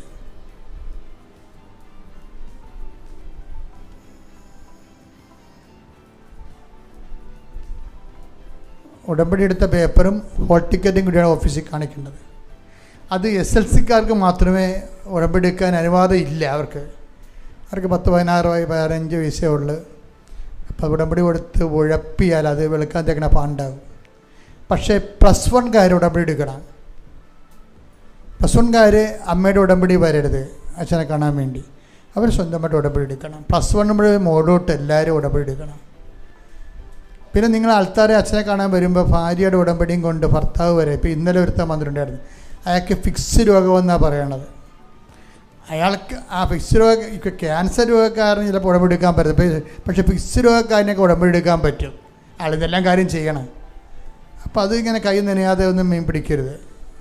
അത് കുരങ്ങനെ കൊണ്ട് ചൂട് പായസം കോരിക്കണ പോലുള്ള പരിപാടിയാണ്. അച്ഛൻ്റെ അടുത്ത് വരുന്നവർ പരമാവധി ഉടമ്പടിയിലായിരിക്കണവരായിരിക്കാൻ നോക്കണം. പ്രത്യേകിച്ച് അങ്ങനെയുള്ളവരെ ഇങ്ങനെ ഉന്തിത്തള്ളി വിടാവൂ. പിന്നെ ഞങ്ങൾ ഉടമ്പടിയുടെ ഒരു ഇതും നോക്കും. ഉടമ്പടിയുടെ ചിലർ പെട്ടെന്ന് ഉടമ്പടി എടുത്തിട്ട് അച്ഛനെ കാണാൻ വേണ്ടി മാത്രം ഉടമ്പടി എടുത്തിട്ട് വീട്ടിൽ പോയി ഉടമ്പടി ഉഴപ്പി പണി മേടിക്കും. അപ്പോൾ അതുകൊണ്ട് അങ്ങനെയുള്ളവരെ നമ്മൾ പ്രൊമോട്ട് ചെയ്യണില്ല. ഉടമ്പടി എടുത്ത് 1 മാസമെങ്കിലും ഇത്ര സീരിയസ് വിഷയമായാലും 1 മാസമെങ്കിലും ഉടമ്പടി ജീവിച്ചാലും നമുക്ക് ജീവിച്ചെന്ന് പറയാൻ പറ്റത്തുള്ളൂ. വിഷയം സീരിയസ് ആയിരിക്കും. അപ്പം അതുകൊണ്ടാണ് ക്യാൻസർ എന്ന് മാത്രം പറയണത്. വേറെ ഒരു ആൾക്കാരും എമർജൻസി ആയിട്ട് കൃപാസനം കാണുന്നില്ല. അല്ലെങ്കിൽ ഓഫീസിൽ ഇരിക്കുന്നവർക്ക് തോന്നുന്നത് അത്രയും സീരിയസ് ആണ് വിഷയമെന്ന്. പിന്നെ ഉടമ്പടി എടുത്തിട്ട് അന്ന് തന്നെ യൂറോപ്പിൽ പോകാൻ വേണ്ടി ഉടമ്പടി എടുക്കുന്നവരുണ്ട്. ആ ലീവിന് വന്നിട്ട് ഉടമ്പടി എടുത്തിട്ട് പോകും. അവർക്ക് കൊടുക്കുന്നത് ഒരു ബ്ലെസ്സിങ്ങാണ്. അത് ആൾക്കാരെ വരുമ്പോൾ തന്നെ ഫസ്റ്റ് അവർ തിരിച്ചു വരികയാണെങ്കിൽ, കഴിഞ്ഞ പോലെ ഉടമ്പടി എടുത്തിട്ട് ഇപ്പം തിരിച്ചു വരികയാണെങ്കിൽ മാതാവിൻ്റെ അടുത്ത് വിഷയമൊക്കെ എടുക്കും. അല്ലാത്തവർ ഇന്ന് ഉടമ്പടി എടുത്തിട്ട് നാളെ അമേരിക്കയിൽ പോകണമെന്ന് പറഞ്ഞ് വന്നവർക്ക് ചെറിയ ബ്ലെസ്സിങ് കൊടുക്കും. അത്രേ ഉള്ളൂ. അവർ 3 കൊല്ലം കഴിഞ്ഞാലേക്ക് ചിലപ്പോൾ തിരിച്ചു വരണത്. പക്ഷെ അവർ ഉടമ്പടിയിൽ എടുത്തതേ ഉള്ളൂ, ഉടമ്പടിയിലല്ല. അവർ ഉടമ്പടി ജീവിക്കുമെന്ന് നമുക്കറിയത്തില്ല. അവിടെ ചെല്ലുമ്പോൾ സാഹിബിനെ കാണുമ്പോൾ കവാത്ത് മറക്കുമെന്നൊന്നും അറിയത്തില്ല. അത് മിക്കവാറും പണിയും മേടിച്ച് അവർ തിരിച്ചു വരത്തുള്ളൂ. കാര്യം ഈ പെട്ടെന്നൊക്കെ ഉടമ്പടി എടുത്തിട്ട് പോകാൻ പോകുന്നൊരു ഉടമ്പടിയെക്കുറിച്ച് ശ്രദ്ധിക്കണില്ല, എന്താണ് മനസ്സിലാക്കണില്ല. അപ്പോൾ അതുകൊണ്ട് നിങ്ങൾ ഉടമ്പടി ക്ലാസ്സുകൾ എല്ലാ ചൊവ്വാഴ്ചയും ഉടമ്പടി ധ്യാനം കൂടണം. എന്നിട്ട് അതുപോലെ തന്നെ ഉടമ്പടിയെ സപ്പോർട്ട് ചെയ്യുന്നതാണ് ഡെയിലി ബ്രെഡ് രാവിലെയുള്ള 5:30. അത് നിങ്ങൾ കൂടി അത് എപ്പോഴും ഒരു ഗ്രീനറി ആയിട്ടിരിക്കണം, ഫ്രഷായിട്ടിരിക്കാൻ തുടങ്ങണം ഉടമ്പടിയിൽ. കർത്താവ് മക്കൾ അനുഗ്രഹിക്കട്ടെ. Praise the Lord. സമാപന ആശീർവാദം.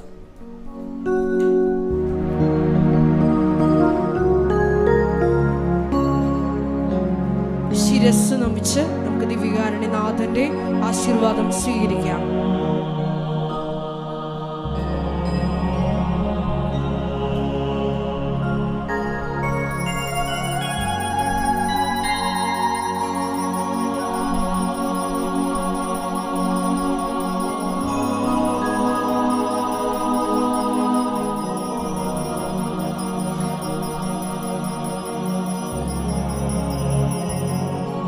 പരിശുദ്ധ പരമമാ ദിവ്യകാരുണ്യമേ, എന്നുമെന്നും അങ്ങേക്ക് ആരാധന. പരിശുദ്ധ പരമമാ ദിവ്യകാരുണ്യമേ, എന്നുമെന്നും അങ്ങേക്ക് ആരാധന. പരിശുദ്ധ